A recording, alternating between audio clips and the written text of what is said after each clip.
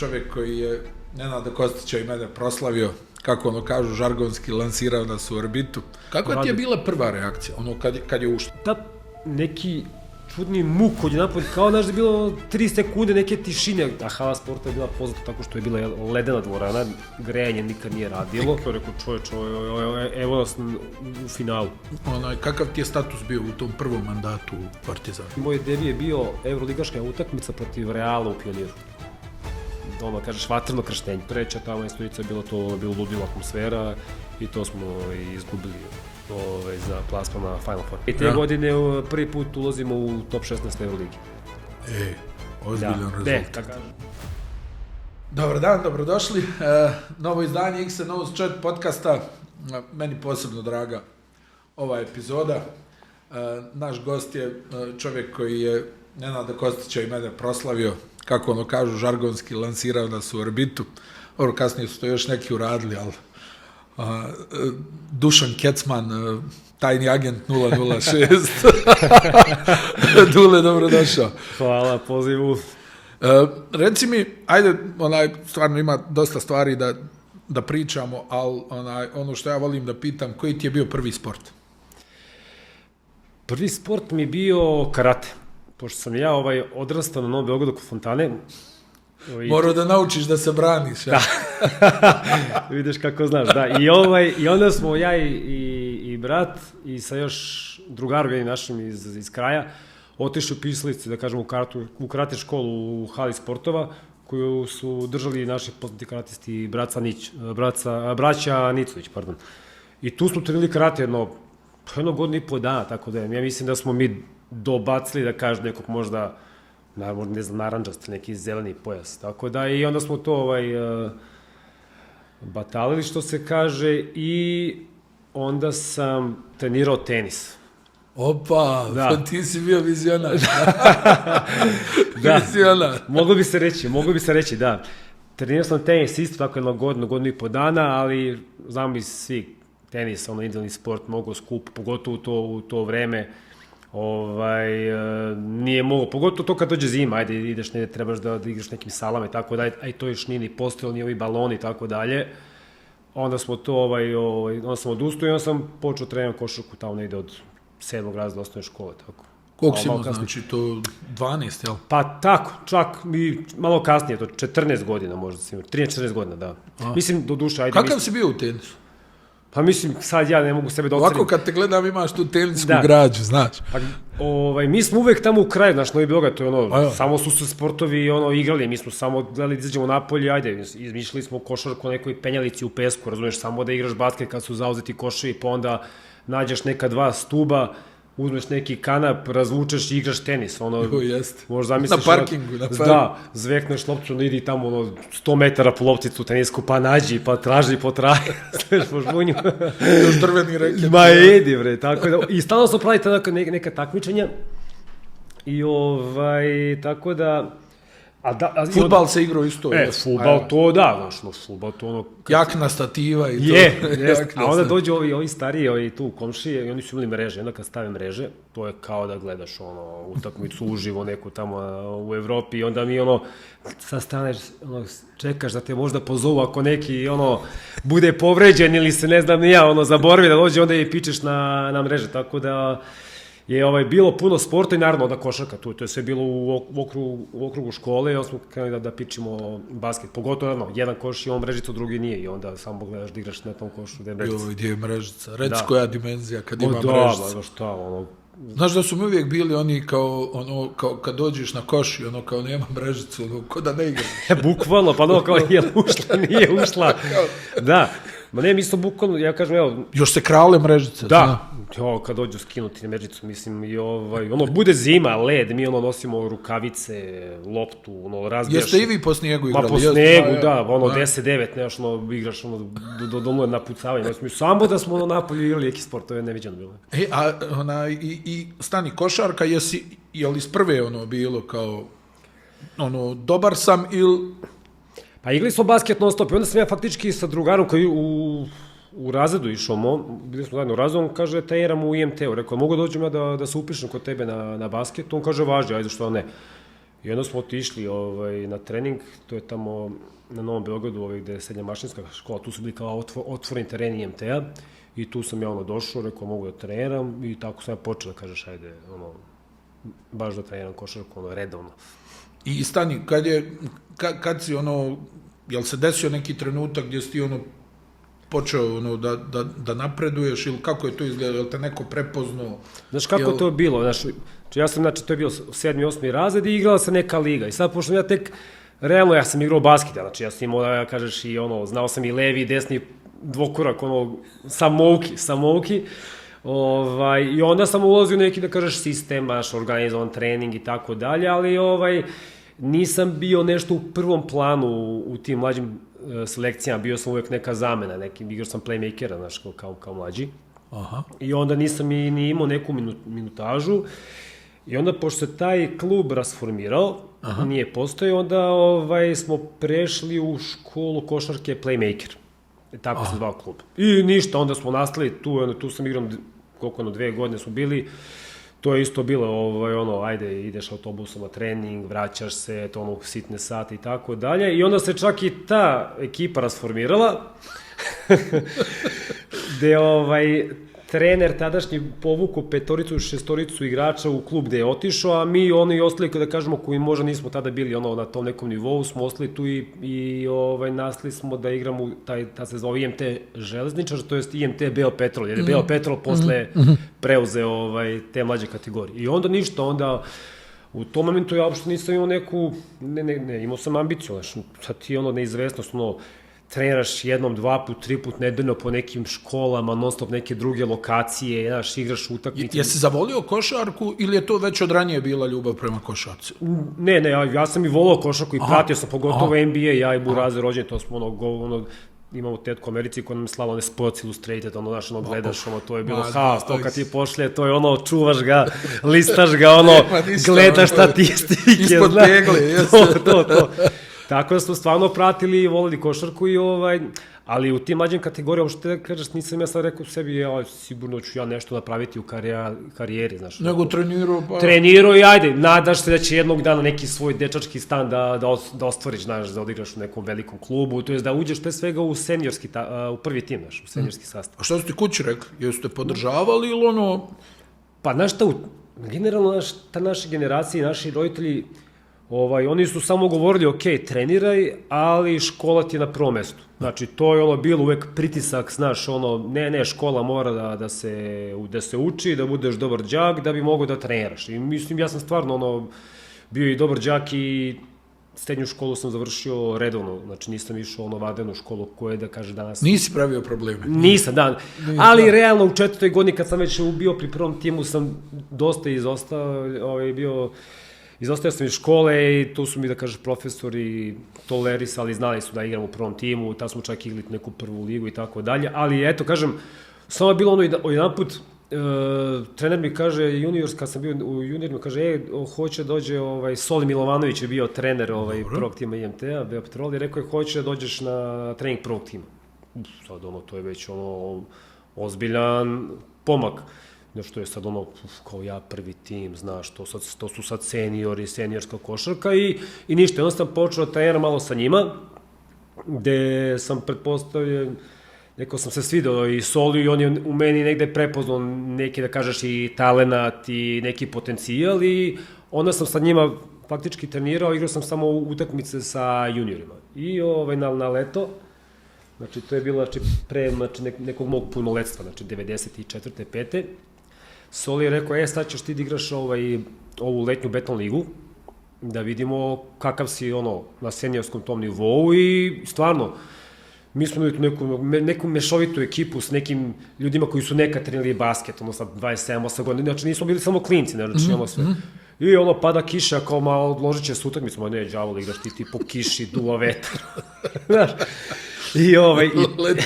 Leti lopta, znaš, i onda kao, znaš, nima torci koji te čuju, kao, ajde, šutni, bara neka, pa tu smeravaju na bar, ostane lopta, to je haos.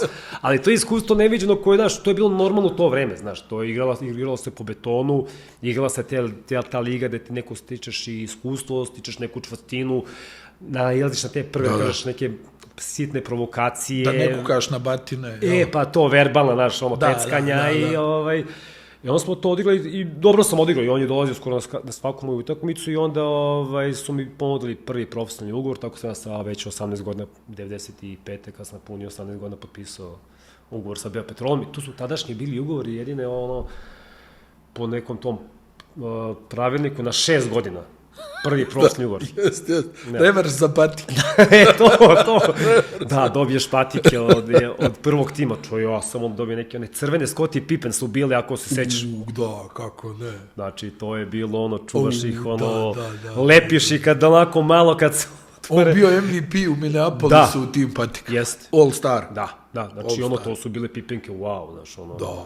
Tako da, eto, tako sam krenuo. Stani, šta si imao ti tad od igre? Šta si imao dobro? Evo to kad si potpisao taj.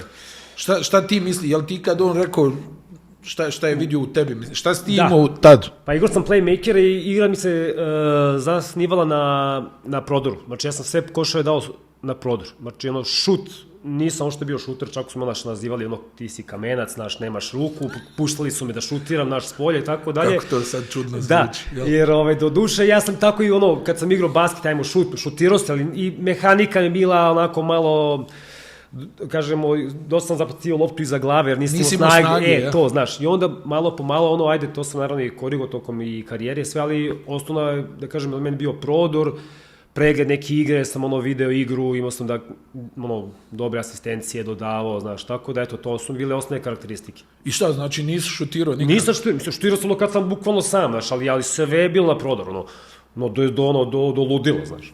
Prodor i skok u napad, Skok u napad? Da, to mi je bilo trademark.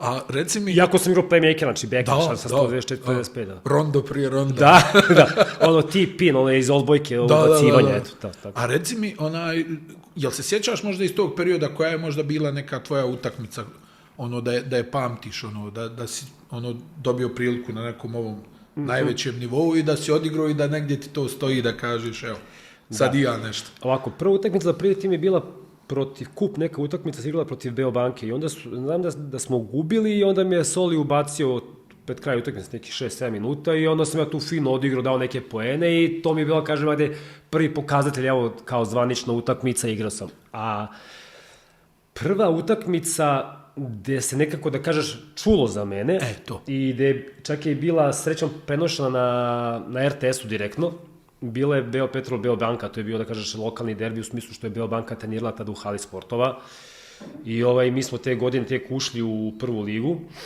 i tu sam odigrao nešto sumanuto u smislu, dao sam 26 poena, pobedili smo, imao nešto 26 poena, 12 i 13 skokova, znači bez pogođene trojke.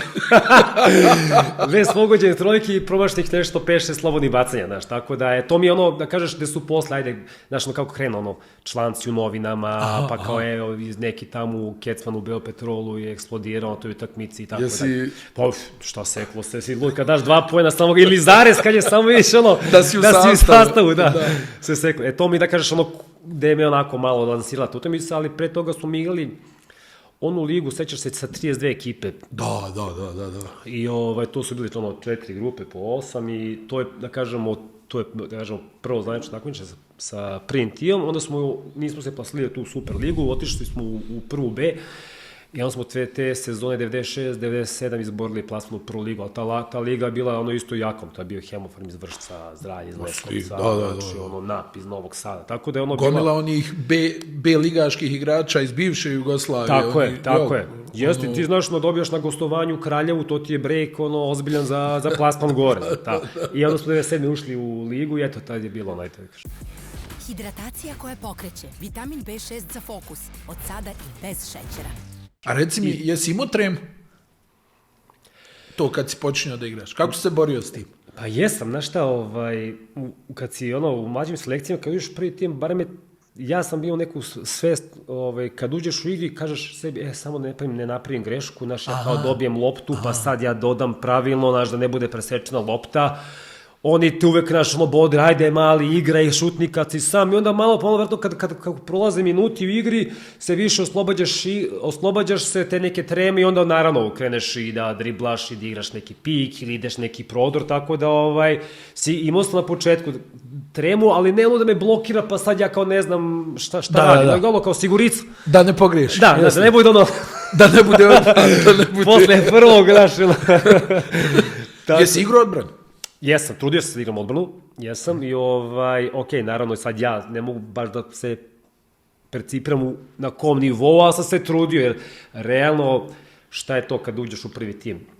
Igraš, to me zanima, šta je? Kad možeš da braniš seniorskog igrača na tom nivou, znači kad možeš da držiš duel 1 na 1, kad znaš gde je neka rotacija, kome trebaš da pomogneš, pa kao dalje ovaj šuter izađe u blizu ili nije šuter, možeš slobodno da malo rizikuješ, tako da sigurno sam se razvio u tom nekom odbranom smislu kao odbrani igrač, ali sam se trudio, nisam ono bio kao ja sad odbrana ništa, pa samo napad. Znaš, da, pa ja i ne bi ni igrao, jel? Da, tako da to je bilo, da kažemo, karta za prvi tim je bila da možeš da držiš korektno duel na 1 na 1, da te, znaš, ne buša da ti sad uđeš i neko ti da 15 poena u...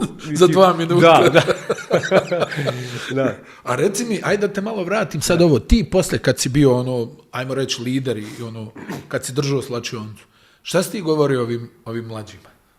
U smislu, ne mislim ovo da izezaš i to, nego šta si im govorio, koji je bio tvoj savjet kad neko treba da dobije neke minute, šta si govorio? Pa ja se uvijek vraću da sam ja imao sreću kad sam ušao u prvi tim, da sam imao super ekipu koja me stalno kao podržavala, gurala napred, znaš, kad sam dobar, znaš, hvalite, ali kad nisi dobar dobiješ ozbiljnu kritiku, razumeš, tako da nekako sam se rukovodio time da bi ja sad to trebao da vratim isto nekim mlađim igračima koji sad dolaze u prvi tim, na primjer Partizana, i onda, ili Beopetrola tadašnje, i onda si ih uvodio u neki, pre svega, sistem rada, kako treba se poštuju obaveze, da se ne kasni, da mora da respektuješ starije, kad ti nešto kaže, da to uradiš, ne znam, ajde zabanalizujem, idi kupi mi sendvič tamo negdje na kiosku i donesi mi i tako dalje, ali nije bilo toga. Da. I onda na treninzima da im pokazuješ i ukazuješ neke greške koje su real time, ok, trener sve to prati, ali ti možda mu kažeš ako igra na tvoje pozicije, sad ovde malo manje agresivnosti, ovde sad si mogu da šutneš i tako dalje. I sad se trudio s te strane da budem dobar saigrač i neko ko hoće pomogne mlađim igračima i da im kad kažem, sad malo si preterao, sad smanji ili slobodno naš igra i tako da s te strane sam, mislim da sam bio korektan. Da. A reci mi, ajde sad, kad si potpisao prvi dobar ugovor? Jel si morao da sačekaš odlazak u inostranstvo ili je prije toga bio neki dobar ugovor ovdje kod nas? Pa da kažeš prvi dobar ugovor, pazi, ja sam imao taj ugovor sa Beopetrolom na 6 godina. Znači oni su mogli da kažu igraš za stipendiju i to, ali stvarno su ljudi bili, to je bio jedan tako super porodičan klub i stvarno su poštovali sve i oni su rekli, ne, mi ćemo sad onda popišemo aneks, dobit ćeš povećanje ugovora i tako dalje. I onda sam ja posle te, ja mislim, druge godine potpisao aneks na neki 2-godišnji ugovor, gde sam ja sa tim ugovorom, da kažem, ajde, kupio svoj neki prvi stan koji mi je bio kao, wow, to ti je sad naš, to je bilo neko 98, 99, znaš, eto. Pa to je znači bilo ozbiljna priča, jel? Da, kažem, ajde, ja sam kao rekao, ajde, može 2 godine, pa da bi ja mogu da kupim od te 2 godine plate, da kupim sebi kao stan, da se od svojih, i onda sam rekao, dajte mi neku stipendiju, čisto da imam za sebe ogro, da mi klub kupi stan. A stan, je li to klub ti kupi stan ili... Da. Mislim, onda kažem, koliki mi ugovor, to je cifra gde sam ja tražio zajedno sa njima i onda kao, ajde, od te 2 godine da to bude... Umjesto ne bi ja trošio kupovo kola, znaš kako to ide, znaš, Pa realno, znaš, ja rekao, ja sam, napravio neki postus, kao imaš sad svoj stan. Koliko si imao, 20 godina?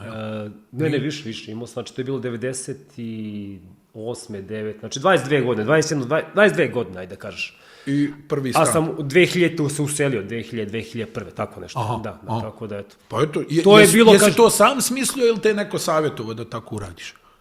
Pa sam smislio, znaš, pošto to mi uvek bilo, znaš, kad napiš neke godine, sad sam ušao u neku ozbiljnu priču što se tiče košarke, pa sam hteo da nađem neki svoj mir, ali sam tražio uvek kraj, stanu tu u kraju, znaš, da budem blizu svojih, znaš, dođeš na ručak, opere se, znaš kako to ide. Pa da, normalno. Tako da sam našao bukvalno 10 minuta peške iza carine tamo stan neki i zato sam bio blizu, faktički hala sportova, nisam hteo da idem daleko od hala sportova jer sam tu trenirao, znaš, 2 puta dnevno. Tako da sam tu sad bio locirao i eto to. Jel se žestoko trenirao? Pa jeste, mogu ti reći. Znaš šta, pogotovo, znaš, ta su se išle na one pripreme letnje, podeš 2 nedelje, 3, pa ta jedno vreme čak i bilo ono kao, ne znam ja ko je to smislio, odeš pa radiš bez lopte, nego samo fizika, znaš, ono, medicinke, trčiš ovo, znači ne ulaziš u košarkašku salu. Ništa, ja ne pipaš loptu. Znači, sad ti ono tamo nabucaš. Koliko se ono, 7 dana se ne pipa lopta? Pa ništa, 7-10 dana, znaš, ti tamo trčiš neke deonice, ono, po 10 km ili nešto, znaš, ono, imaš ne pulsometre i tako dalje. I bile su teške, mogu ti reći, znaš, dok te to pusti, pa dok krene, znaš, sezona, znaš, prođe vreme, to je trajalo, znaš, ti kreneš pripreme čovječe po 2 meseca nekad pre početka zvaničnog prvenstva, znaš. Tako da, pogotovo još onda, i onda dođe zimi, a hala sporta je bila poznata tako što je bila ledena dvorana, grejanje nikad nije radilo, znaš, bila je ono je to neko te ne radi sistem, pa znaš, onda tamo priključi neki radijator ili džabe, ti dođeš Da, to je ledara. Ledara, znači ti ono obučeš i donji deo trenerke, ono, ruke ti se ono mrznu, ono, uduvaš, tako da, bilo je onako baš zeznuto, s toj strane, ali znaš, to shvatiš kao normalno i niko se nije ono žalio ili kuku, šta radiš? Jel tako, neko? Pa ne, moraš da održiš trening, šta radiš, kako je tako, nema ono kao je odložit ćemo trening zato što je mnogo hladno. To ti je termin, znaš, onda imaš termin, deliš termine, sat i po pre, podne, posle dođe Beobanka, posle mi uveču, jednođe uvek ima neki odbojkaški klub ili srednja škola i onda šta ćeš, moraš da koristiš termine da bi bio spreman za utakmicu. Nisi hvatao krivine? Nisam, da. Nisam. To odrago, svaki trening, sam ono, trudio se da odradim ono maksimalno moguće, znaš, i trudio sam, bio nekog koji je i svoje samopouzdanje igračko i sticao i gradio dobrim treningom. Znači, ono sve što sam radio na treningu, radio sam u fullu da bi to mogu isto sprovedem na utakmici. Znači, nisam ono da to, kažeš, ajde, sam ja u tom nekom mlađem, tom košarkaškom periodu bio fokusiran na prodor, zato ja nisam ono, sad dođem ja kao radim sve na prodor i dođe utakmice, sad ja lagano hoću da šutiram, znaš, ne, nego ono, i onda kad sam polako sticao, znaš, ono, i korigovu šut i, znaš, naravno, stekneš i to samopouzdanje u šutu, počnem, naravno, i više da šutiram s polja i malo, da kažeš, unapredio igru. Kad si počeo da rasteš šuterski? Šuterski sam počeo da rastem, ja mislim, 2001. 2002. Znači, koliko sam 24-25 godina. Jesi promijenio šut? Pa jesam malo, znaš, i ubrzao sam ga i nisam ga toliko više zabacivo iza glave i to leto sam baš dosta radio na šutu. I ono, mislim, nisam sad i dalje javno samo šutirao, ali sam ono šutirao po 2-3 trojke na utakmici, ubacivo u visokim procentima, znaš, tako da bile utakmice gde sam dao po ono 5-6 trojki, znaš, tako da... I to ono, jel brzo to došlo, ta promjena, ili si naradio ga baš da dođeš do toga da ubaciš recimo 5 trojka? Pa da, pa mislim, nekako, znaš, radiš godinama, ali nisi to toliko primjenjivao na utakmici i onda samo vjerojatno bude neki klik da ti kažeš sebi, aha, dobro, znači sad ja mogu samo da kaznim nekog kome, znaš, ono, ko mi se odmakne ili iz nekog bloka ili uzastopnog i tako dalje, gde sam uz rad i na mehanici i izbačaju stekao sigurnost. Da nisam ono kao, jaj, sad da li ću ja, da naš ruka levo, desno, da će bude kratka, neće bude kratka. Lakat, jel? Da, tako da, eto, i tako mi je došlo, onda sam samo u kontinuitetu krenuo da radim i, na što si stari, znaš i sam, padaju te neke fizičke predispozicije, ja sam dosta u tom momentu, u tom nekom mlađem periodu, ja sam skakao, išao, zakucavao, trošio se i onda moraš malo i igru da adaptiraš. Jesi mogao da zakucaš iz prodora, jel se desilo? Jesam, mislim, i imam ja te kasete, ko zna gde su mi tamo nedu u podrumu, gde sam kucao na utakmicama i skakao, znaš, tako da, i onda, znaš, vremenom malo koriguješ igru, gde fizika i dalje je tu prisutna, ali ne u toj nekoj meri, razumeš, ali, tako da, imao je neki put, neki razvojnik koji još uvijek malo na gore. A kad su te pomjerili s pozicije organizatora igre? Jesi se sam pomjerio ili te pomjerio neko? Da, mislim da su me pomjerili već u Beopetrolu, znači kad sam ušao u prvi tim, možda sam malo igrao nešto playmakera, a onda su me više stavili da igram na poziciju 2. Znaš, tako da onda, ali sam uvek ja nešto, znaš, i sa te pozicije ti možeš da kreiraš određenim situacijama, znaš, i speak and roll ili da daš neki dugi pas u tranziciji, znaš, tako da nisam onda bio baš playmaker kao što sam igrao non stop u mlađim selekcijama. Ti si na kraju negdje bio na definicija swingmana, jel? Nešto 2 na 3, tako je. To je nekako tvoja čini mi se najprirodnija pozicija ovako kad gledam. Tako je, jeste. Tako da, tako je bilo na neki period, ne kažem lutanja, ali kao dvojka i mala trojka, ajde da kažeš da sam se, Kako je došlo do prvog tvog transfera u Partizan? Jesi ti iz FNP-a prešao u Partizan? Iz FNP-a, tako je. Koliko su u FNP-u bio? Bio godinu dana, da. Bio sam godinu dana i onda na kraju sezone sam bio slobodan igrač. I pošto smo imali dobru sezonu, ja sam dobro igrao, ja sam možda mislio čak, to je možda moment da odem, da pokušam da igram u inostranstvu. Aha. I onda sam tu celo leto... Jesi bio petorka u FNP-u? Jesam. Imali smo baš ozbiljnu ekipu, mislim, sada Aškrabić, Nikolić, Zorovski, Šekularac, bio i Stragi tada, već pred kraj karijere, Bojan Popović, čak i bio i Savan koji je bio kao klinac tu prvi ključ, igrao se prvom timu, tako da imali smo dobru ekipu. I onda sam kao čekao i u momentu preko leta su mi se samo javili iz Partizana, rekao je si slobodan, bi došao u Partizan, rekao ne, naravno kako ne bi, čoveče Evroliga se igra, Dule je trener i tako sam ja potpisao ugovor sa Partizanom 2002. godine. I kako je izgledao taj početak saradnje sa Duletom? Je li bilo uspona i padova ili si već ti imao neki hajde da ga nazovem vojnički mentalitet? Pa da, znaš šta, imaš vojnički mentalitet, da kažeš sad, na tom nekom nivou iz tih prethodnih klubova, gde smo mi stvarno isto dobro trenirali, ponašali se, znaš, to se sve obaveze prihvatali ozbiljno, ali to je bio iskreno nivo više, znaš, i to su mi svi govorili kad sam došao kod Duleta i već na samim pripremama kroz koje smo prolazili, koje su bile paklene. Znači, to je bilo... Ajde, mi sad kad se ovako sretnemo, koji smo iz te generacije, uvek se prisjećamo kako smo trenirali, to je bilo jedino, znači, 2,5 sata, 3 prepodne. Dalje, nije bilo bandaža, ali znaš se, kondicija, malo teretana, da li trčiš Zvezdarsku šumu i tako dalje, eventualno nešto sitno sale i onda dođeš uveče popodne 2 sata plus. Znaš, 2 plus. Nema određeno, 2 plus. Znaš, stvari, mi smo najviše voli kad je taj termin od 6 do 8, jer posle 8 sati dolazi Zvezda i onda smo uvek se menjali na nedeljnom nivou ili na mesečnom nivou i onda Dule nije mogu da produži. Ali dolazi, onda kaže, dođete vi u 5 sati, zagrete se na ovom, iza zavese terenu i onda kad dođe, cepamo 2 sata ozbiljno.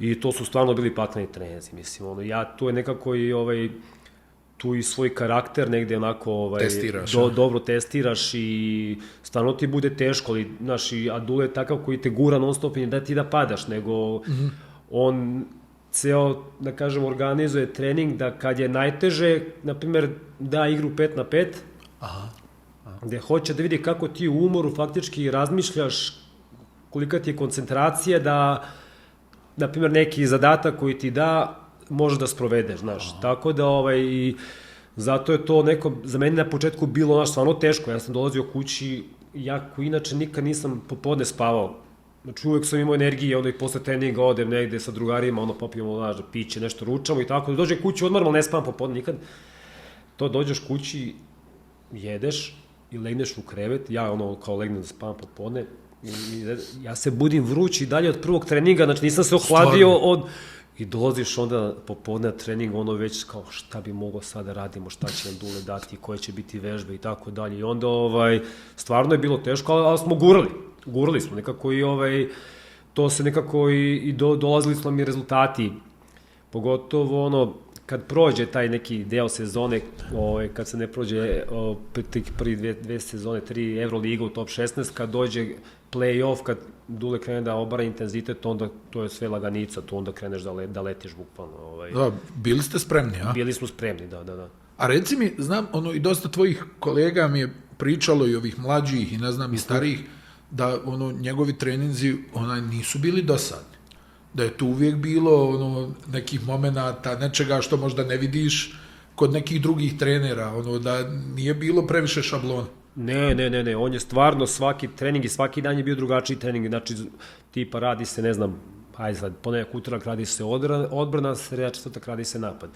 I on je imao, da kažemo, nekih set vežbi koje vrte, ali uvek je adaptirao nešto novo i on je stvarno neko ko je gledao i usvajao, pa, kažeš, može li malo da adaptiramo ovu vežbu sad, ne znam, umesto da se igra do 4, igra se do 7, ali ti daje neke uslove šta trebaš da uradiš da bi osvojio poen. Tako da i uvek je imalo tog nekog netakmičarskog duha da sad se mi nešto tamo zakrvimo, pa sad dođe neka svađa, ali imaš neki zadatak koji je primaran, znači da moraš da trčiš 100%, da pipneš liniju, da se vratiš, da primiš loptu, da pogledaš, ne znam ni ja, dalje došao centar na low post, pa on je kao prva opcija da mu spustiš, pa onda, znaš, onda je dao čak te neke vežbe da je više gledao kako ćemo mi to u kom intenzitetu da radimo i s kojim elanom, nego sad nekad dalje sad to, da li si zaradio ovakav zakorak, posle smo i dolazili do toga, znaš, opet detalji, znaš, dalje zakorak, zadnji, prednji i tako dalje, ali tačno je znao šta cilja, na primjer, na tom treningu koji je smislio, znaš. Kako je išla tvoja minutaža? Kakav ti je status bio u tom prvom mandatu u Partizanu? Pa igrao sam ja, mislim, u proseku oko 25 minuta, znaš, 20, nekad i 30, nekad i manje, naravno se zavisi, ako sam bio nešto malo lošiji, onda imaš rotacije i sam igrao manje, ali sam generalno igrao sam, znaš, nekad po torku, nekad sam ulazio kao šesti igrač, i sećam se, na primjer, moja, zbog neke pravila registracije, nisam mogao da igram tu prvu utakmicu koja se igrala protiv Hemofarma Vršcu i moj debi je bio evroligaška utakmica protiv Reala u Pioniru. Kažeš, vatrno krštenje. Da. Nažalost, izgubili smo nešto tesno tu utakmicu, ali sam dobro odigrao, kažem za sebe, dao sam nekih možda 13 poena, 14, tako da, bilo je okjelo pun Pionir, naš navijenje gori, tako da to mi je bilo vatrno krštenje, zvanična utakmica. A reci mi, šta kod Duleta nije smjelo da se radi u igri? Zašto je mijenjao? Zašto se išlo na klub? Nekoliko stvari, prvo što mi je pala na pamet, zagrađivanje. Znači, da ne zagadiš svog igrača i da ti onako kao ti sad nešto gledaš, tvoj igrač pokupi loptu i da ti odmah vidiš da je tvoja zamena ustaje na klupi i kreće da se zagreva na kraju klupe. I sledeća greška je izmena. Ili ako si baš toliko pogrešio da odmah ide izmena, da dođeš na klupu, da kažeš sebi da, ali onda trčanje u odbranu, pogotovo... Šta se god desilo u napadu, jel? Šta god da se desilo u napadu, ako nisi potrčao u punom sprintu nazad, i ako znaš da ne možeš da stigneš, a da nisi potrčao kao čisto idem da se vidi, da ti štalo i tako dalje, to je odmah isto bilo napolje. Change, nerezonski šutevi, znaš, i uvek je postojala hijerarhija kod njega, ko je prioritetan u napadu, na koga se igra i tako dalje, i onda se to moralo da se... Jel centar uvijek bio prva opcija? Da, centar uvijek se kretalo, znači u to vreme kad sam bio je Krle, bio je Đura Ostojić, bio onda posle Kosta Perović, znaš, tako da ide, u toj prvim generacijama, tako da dole je bio i prve sezone je bio Miloš Vojnić, znači Vujk je bio tu prva opcija realno. Reci za ove mlađe, kakav je bio Miloš Vojnić igrač? Čudo, mislim, ja ne znam da li oni njega... Da li su ga gledali nekad i pamtili, on je bio tad ubedljivo, ako ja kažem najbolje, ja kažem sigurno među prva 2 ili 3 playmakera u Evropi. S kakvom je lakoćom on igrao, s kojom brzinom i kako je postizao poene, da to je bilo neverovatno. Znači, neverovatno. Znači, to je 30 poena, pa šut, kad ubrza, ne stvarno brzo, jel? Da. Za Bijelca. Da, ali to je bilo sve simple, znači nije Vujke nikad bio, znaš, dribl u mestu, pa znaš, hesitation, što kažu nešto. Pa udavi, ne, to kreće, odmah brzina, naskok, isto na šuz, s neke poludistance, znači Vujke je bio čudo. Koji su bili tvoji zadaci u igri, recimo, kod Duleta? Šta je bilo, da ideš na ofanzivni skok, jel? Pa da, ja sam, znači, generalno čuo uvek neke najbolje napadače na mojim pozicijama, znači na poziciji 2-3, skok u napad, znači kod njega se znao, 3 igrača moraju da skok u napadu, sam ja od uvek neka dvojka, trojka uvek išao na skok u napadu i ja sam tačno znao, obzirom kakav je bio koncept igre i sve, znao sam kakve šuteve mogu da uzmem, koji su mi rezonski šutevi, šta je što mogu ja da iniciram iz nekog bloka, krla ili tako dalje, šta mogu da napadam, tako da nisam radio nešto suprotno onome što on nije želeo, razumiješ, samo da bi ja kao ispunio neku svoju sad, znaš, kao... Da, kao statistiku, ja. Statistiku, ja mogu, ali, znaš... Prvo se Ispoštuje, da, tako da. Je li bilo akcija za tebe? Pa jeste, bili su neke, mislim, on je uvek, to su bile uvek simple akcije, znaš, to su bile, znaš, biranje strana, znaš, Da.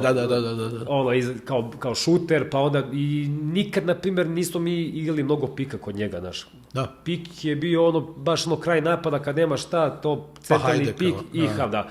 Ali sve je bilo iz kretnje, znači, bukvalno saradnja dva igrača, blok u leđa, pa utrčiš, statično ništa, jel? Da, znači nije bilo sad ja uzeo pik, pa je neki ekstra pas, pa još jedan pik, znaš, tako da adaptirao sam se na taj način igre. A reci mi da te pitam, evo sad je ovo popularna ta tema, svi nešto pričaju, trener galami, ne galami, jel rekao ovo, rekao ono, što meni malo, moram priznat, komično, jer sad dolazimo u situaciju, ti si pratio NBA, ja pratim NBA, koleđe, i u Americi treneri i tekako i galame i viču na igrače i svašta govore, samo zavisi koji je koji. Da. Kako ste se vi nosili u to vrijeme, recimo, kad Dule, sa onim svojim nastupom, kad krene, onako, ne bude vjerovatno prijatno, ali kako se to amortizovalo? Kako je slačionica to amortizovalo? Da.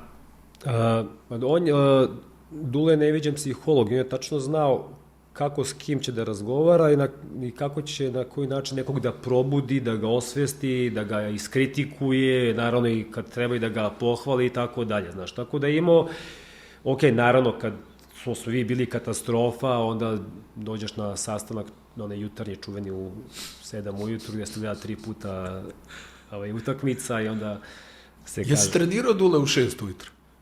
U tom prvom mandatu kad si bio? Pa možda je bio jedan trening, ali nije u 6, ali možda 7, znaš, tako da kažeš da je bio kazneni, znaš, ali dođemo mi pa gledamo utakmicu 2-3 puta, znaš, i onda, jer zato što smo mi u tom nekom sistemu tačno znali kad pogrešiš, znaš, jer se principi poštovali i sad ti ako si otišao preko blokade, a mi znamo da mi pratimo odmah znaš. Ti taš mi, čovječe, evo sad je moj red, znači, onda sam... Vrati sad, pošto je Gile bio pomoći trener, Gile vraća, dobro, sad ne, pogrešimo u kontranapadu, Gile vrati, da vidimo ko nije ušao u kadar, to je ko nije trčao nazad, dobro, evo ga, znači, Kecman trčkara, ovaj stoji i gleda, dobro, ajdemo dalje, znaš, tako da je bilo, znaš, mislim, i tu je bilo u svoj toj nekoj tenziji, nervozi, tu je bilo i toliko nekih duhovitih stvari, mislim, Dule kad tako nešto isprokomentariše, sad ti u svonu tenziju mi krenemo se smejemo, krene on da se smeje, jer to je toliko naš, kad kaže, vidi, mi pod stolicu, tako da je bilo i toga isto. Pa da, pa naravno. Mislim, ali... Ali generalno ti nisi igrač koji je puno griješio kroz karijeru, je li tako? Pa sad ja nešto ne mogu da... Da, pa ne mogu stavlja sebe da... Nisi mi profil igrača koji je puno trpio kritike, jel? Da ne mogu sad tako sebe, znaš, sagledam, ali trudio sam se da to što se igra, da to igraš i naravno da to poštuješ. Jer taj sistem igre nas nekako i brani, štitio i donosio nam je te rezultate koje smo, kako je to sve, kažemo, jedno po jedno lego na rudu, što se kaže, i uspostavio ste neki sistem, pravili smo rezultati, jer taj sistem nas je digo gore. Vi ste nekako, jel tako, uvijek dizali formu u drugom dijelu sezone. Da. Kad krene ovo Jest. i ove domaće titule, ne znam, i ovo i ono, onda nekako uvijek je bio utisak da Partizan ide jeste, prema znaš gore. Nekako nije, ne kažem da je paradoksalno. Na primjer, nama su treninzi nekad bili mnogo jači nego utakmice, znaš. I onda kad dođe utakmica, mi kao igrači koji smo imali veću minutažu, mi smo uvek se trudili da napravimo odmah neku veću razliku.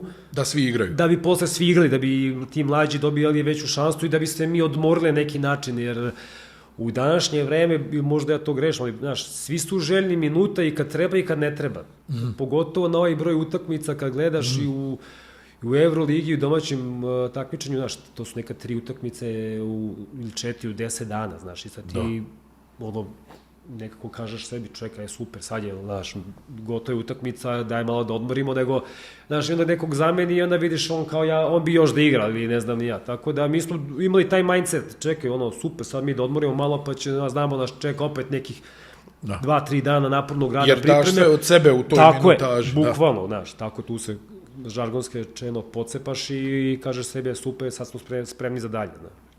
Znači, šta su bile, taj tvoj prvi mandat u Partizanu, šta su bile ključne stavke? Odbrana, skok? Odbrana, skok i taj intenzitet koji mora da se ispoštuje, znaš. To je i on je uvijek govorio, znaš, slobodna bacanja, nemoj da mislite da slobodno bacanje odlučuju utakmicu, to je bila neka stavka koja je uvijek stalno jedan poen ili ta jedna izgubljena lopta u prvom minutu za koju se nisu bacili, možda ti odluči utakmicu da za jedan poen, na primjer. Svaka lopta je bila važna i svaka lopta... ono je kao ničije, jel ničije lopta, svaka lopta je morala da se vrednuje, znaš, tako da nije bilo ono kao, znaš, neću sad novo, ali ću na sledeću.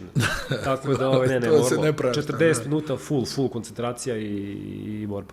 A ti onda ideš, nakon tog prvog mandata u Partizanu, ideš u inostranstvo. Sad, koliko se ja sjećam, ti si nešto, jel tako?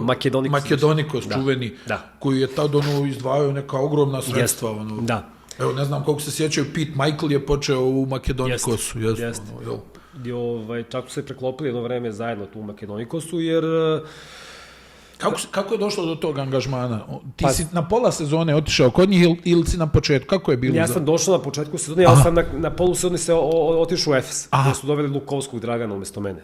Došao je Luki umjesto mene, pa kad se završila ta moja druga sezona u Partizanu, ja sam rekao, ja sam već tada bilo 2004. Imao sam skoro 27 godina. Ajde, sad je vreme da pokušam da napravim, da odigram nešto u inostranstvu, da vidim neki novi izazov i tako dalje. Partizan je naravno hteo da me zadrži, a ja sam rekao, ajde, ovo mi je nekako prioritet. I taj Makedonikos u nekom početnoj nekoj, kažemo, sastavu ekipe, kad sam ja to čitao pred neki igrači koji su potpisani pre mene, znači bio je Slaven Rimac, bio Čanak, bio Skuni Pen potpisao. Da, Skuni Pen. Bio je jedan ukrajinski centar, Gregor Hižnjak. Da, Hižnjak, Papa Makaris, i Pedulakis je bio trener. Da, Pedulakis. Andre Haco, ne znam... Andre, kako ne, ljevoruki. Znači, ekipa stvarno bila super i igrala sa Evropa i rekao, ovo možemo i super, zato što opet, kažem, imam tu Dule Jelić igrao, tako da i kažem, aj super, imam nekog našeg, znači kao za inostranstvo, nisam sam, bit će mi super, sa Čankom, sa Nenadom Čankom sam baš super i blizak prijatelj, i rekao, ajde, bit će mi, da kažeš to, taj prelazak mnogo lakši. I dobro smo mi krenuli i igrali. Ali u jednom momentu Pedulakis je umjesto Skunija Pena doveo Pete Michael. Znači, umjesto playmakera doveo Pete Michael na poziciji 3. Znaš, i onda smo igrali faktički sa jednim playmakerom koji je bio Papa Makarius, Grk, i tada smo krenuli onako lošije da igramo. A što je sklonio Pena? Pa ne znam, niko ne zna. Da, i Skun je igrao dobro, mislim, a smo imali kao ekipa rezultati, bili smo, ne znam, drugi na tabeli, treći, znači imali smo možda samo jedan neki nepredviđeni poraz, I onda je došao Lukovski umjesto mene, a ja sam potpisao za FS Pilsen na polusezoni. Što se ispostavilo, kako kažem, mene tad Bog spasio i izvukao iz te ekipe, jer su oni ušli tada u neku neviđenu, u finansijsku kako to i bude, nisu plaćali. Jesu ti ostali šta dužni, Makedonikos? Ili si uspio da dobiješ to? Ja sam izvukao ono što sam bio tamo, tako da s te strane sam imao sreću, a ovi ostali, da kažemo... Ostani, vi ste igrali u nekoj maloj dvorani, jel tako? Makedonikos, kako se sjećam. Jeste, mala dvorana, bukvalno ne znam koliko može stane, 1000 ljudi, ono što svi ti... A tamo ekipa od lupam 10 miliona na terenu. Da, jeste, još godina pre toga imali isto dobru ekipu i dobre rezultate, onda kao gazda davo pare, on je navodno dosta investirao u građenju tog olimpijskog sela i tih kompleksa u Atini i valjda tu nešto država nije njemu platila i onda on čovjek bankrotirao i zato je nije ni plaćao, znaš. I onda ti momci su ostali uskraćeni po 50-60% ugovora koji su ostali do kraja sezone i oni su čak dogurali do finala kupa sa Porte, ili bilo sa Porte ili kup radio Karoće protiv Lijetos Rita. Sa Porte, da, tako je. Izgubiš, tako da onda ja prelazim u Efes i tamo sam igrao u Efesu. Ja sam igrao samo u Euroligu, nisam mogao da igram na domaće prvenstvo jer su imali ispunjen broj stranaca. A Stani, ti sad dolaziš eto, iz jednog finansijski jakog kluba koji se doduše zaljulju u klub koji je realno najveći turski košarkaški klub, jel? Pa sigurno, najveći košarkaški klub i u Evropi. Efes je jedan od da kažemo, bolje organizovanih klubova i što se tiče odnosa prema igračima i da kažeš apropo tog plaćanja, što naravno se ne dovodi u obzir, razumeš, tako da stvarno i atmosfera u Efesu bila super i dobra je bila ekipa. Ko je tad bio coach? Jel Mahmuti? Nije? Jeste. Okta je bio trener. Od stranaca bili Henry Domerkant i Vili Solomon. Da.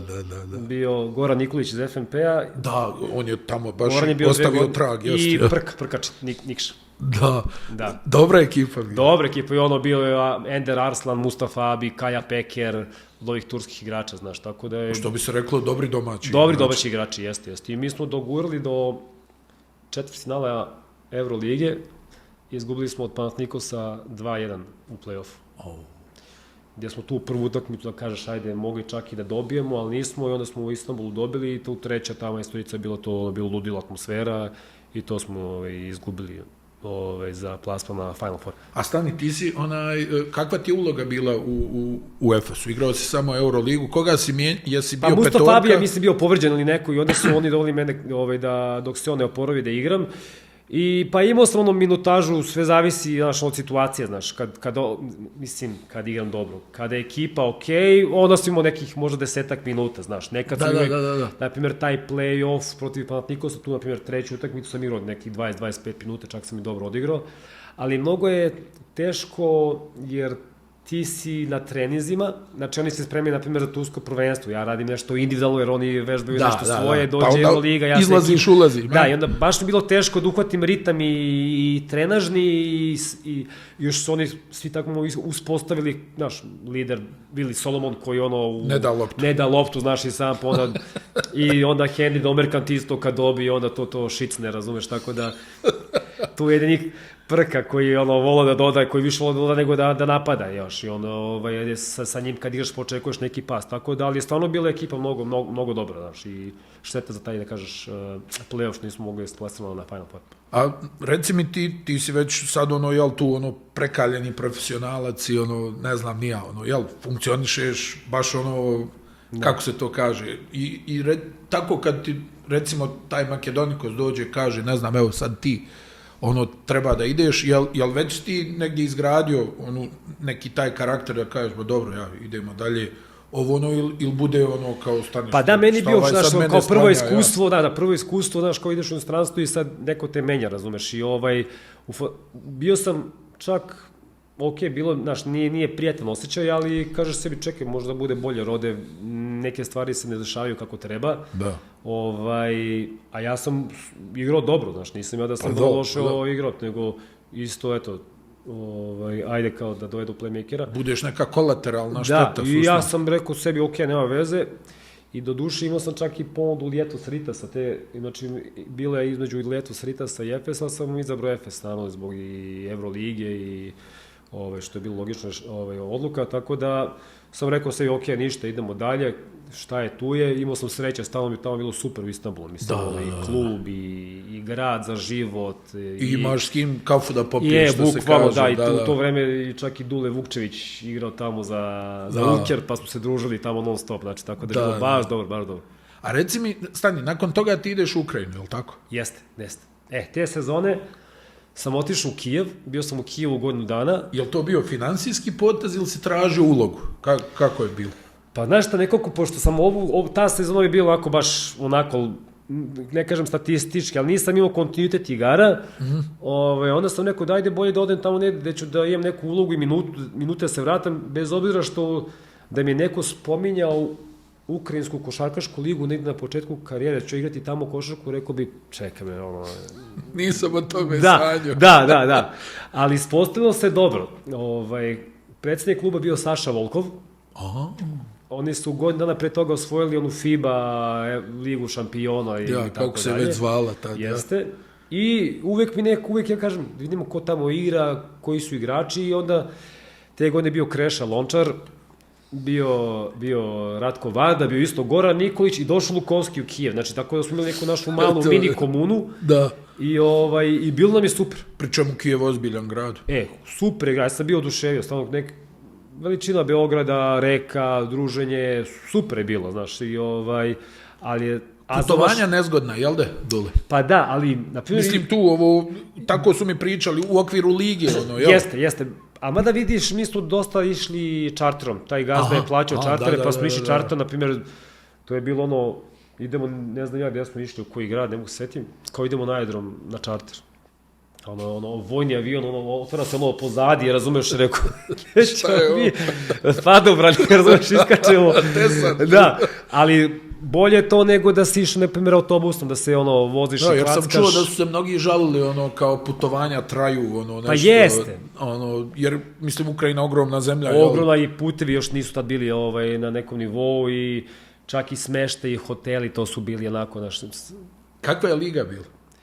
Pa nije bilo loše, mislim, bilo je dobrih tih par kluba, naravno Azomaš je bio broj 1 što se tiče i ulaganja i tad je Khalid El-Amin iz Bešiktaša prešao u Azomaš. U Azomaš imali su baš dobru ekipu i oni su te godine osvojili prvenstvo. Imali bio taj neki Budeveljnik koji posle bio primarni klub pa taj Dnjepropetrovsk, Himik iz dole kod Odese, Himik Južni, gde dosta uvek naših igrača bilo i trenera. Tako da, eto. Bilo je onako zahtevna liga u smislu da može se desiti da možeš da sklizneš negde neko gostovanje pa da bude onako neizvesno do zadnjeg, da kažemo, minuta. Nije bilo problema sa plaćanjem? Nije. Jer taj gazda to bio... je uvijek pitanje kad su te lige. Jeste. Nije. Sve su isplatili i plaćali na vreme, čak su tu bile neke ekstra premije kad se pobedi neku utakmicu u Evropi i tako dalje. I onda mi smo došli do Final Fora i u Kijevu se bio organizovao te godine Final Four te FIBA lige, da. A smo izgubili u polufinalu od Juventuda. I Juventud koji je osvojio te godine, tad je bio isto i... Jel Garcia i to bio, jeste? Jeste, mi čak i bio i tad je Ricky Rubio. Oni su godinu kasnije osvojili Eurocup, jel tako? Tako je, da. Tako da su imali ozbiljnu ekipu, da. I bio je San Petersburg, ali ne Zenit nego Spartak, oni su bili i četvrta ekipa, nego setim tačno koja je. Jel Beverly tad igrao za, nije? Patrick Beverly za Spartak sam, nije. Nije igrao. Tako da je bilo, dobro je bilo takmiče ta FIBA. A reci mi, ti u jednom trenutku prelaziš u Panathinaikos. Da, ja sam se posle Ukrajine vratio 2 godine u Partizan ponovo. Izvini. Da, to vidiš. Da, 2006. Ja htio nešto da te pitam, ali da, to. 2006. se vraćam. Drugi mandat. Da. I to je onako, u smislu, kad se vraćaš, uvek te ljudi pamte po nekom nivou igre i minimum radu koji si imao i nisam ja imao pritisak, nisam ja sam sebi stavio pritisak, ali sam rekao sebi, ja sad ovde moram da dam sve od sebe i da napravimo jedan iskorak više i ja kao igrač i u nekom doprinosu i mi kao ekipa da napravimo pogotovo u Euroligi. I te godine se vratio Peđa Drobnjak i došao na pozemicu iz Tau Keramike. Bio je Vontigo Cummings. On potpisao, bio ogroman ugovor za Tau Keramiku. Jeste. Tako da je Kosta je bio Perović prvi centar, tad je Pekman bio drugi, bio Luka Bogdanović, mislim, bila dobra ekipa, Uroš Tripković, došao Tepić te godine, tako da Novica. Tad se već igra ABA liga, je li tako? Da, igra se ABA liga i te godine prvi put ulazimo u top 16 Euroligi. Ozbiljan rezultat. Da kažemo i... Jesi osjećao da bi se to moglo desiti ili... Pa, dobro smo igrali u toj grupnoj fazi, znaš, i da kažemo i poklopile se neke utakmice, ne znam, dobijemo Makabi u Beogradu i tako još neke, ne znam, ne mogu se tačno da Lotomatiku i tako dalje. Bile teška grupa, ali smo otišli u top 16 i u top 16 isto igrali smo dobro. Mislim da smo bili sa Olimpijakosom u grupi Juventudom i ne mogu se tim koja je bila 4. ekipa. I znam da smo u toj prvoj grupi protiv Juventuda, to je bila čak i možda prva ili druga utakmica, tu ste nešto 30 razlike nešto. Da. Oni igrali neki presig, mi nismo znali da udaramo, znači to je bila katastrofa. I da, oni su baš bili tad. Znači, haos, užas. I mi, drugu utakmicu izgubimo u Beogradu, ali sa njima opet u top 16 i u top 16 ih dobijamo obe i u Badaloni i u Beogradu. To znaš kako ekipa rasla, što smo pričali. Znaš, napredovala, i Tepa koji je tek došao u Partizana i Uroš koji je Stasavo, Novica i tako dalje, su rasli kroz utakmice. Uroš je bio ozbiljan šuter, je li tako? Da, kako ne, ubica da je. Što je kad uđu u ritam, to je mislim da je te sezone sledeće ubacuju nešto Hemofrom u 9 ili 10 trojke, Je li on bio prirodna ruka? Da. To je skok šut, znači to je... Da, ozbiljan skok šut. Skok šut, znači. Da, ozbiljan. Onaj odraz, da, pamtim. Da. Jeste, tako da je bio Uroš super, te godine. I eto, to je znači prva... Jel se išta promijenilo u smislu, sad drugi put sarađuješ sa Vujoševićem, jel isti sistem bio ili su tu neke stvari još drugačije bile? Po meni glavna, da kažemo, promjena i koju uneo neku novinu jeste što je kondicijom trener nam dolazi Profa Koprivica.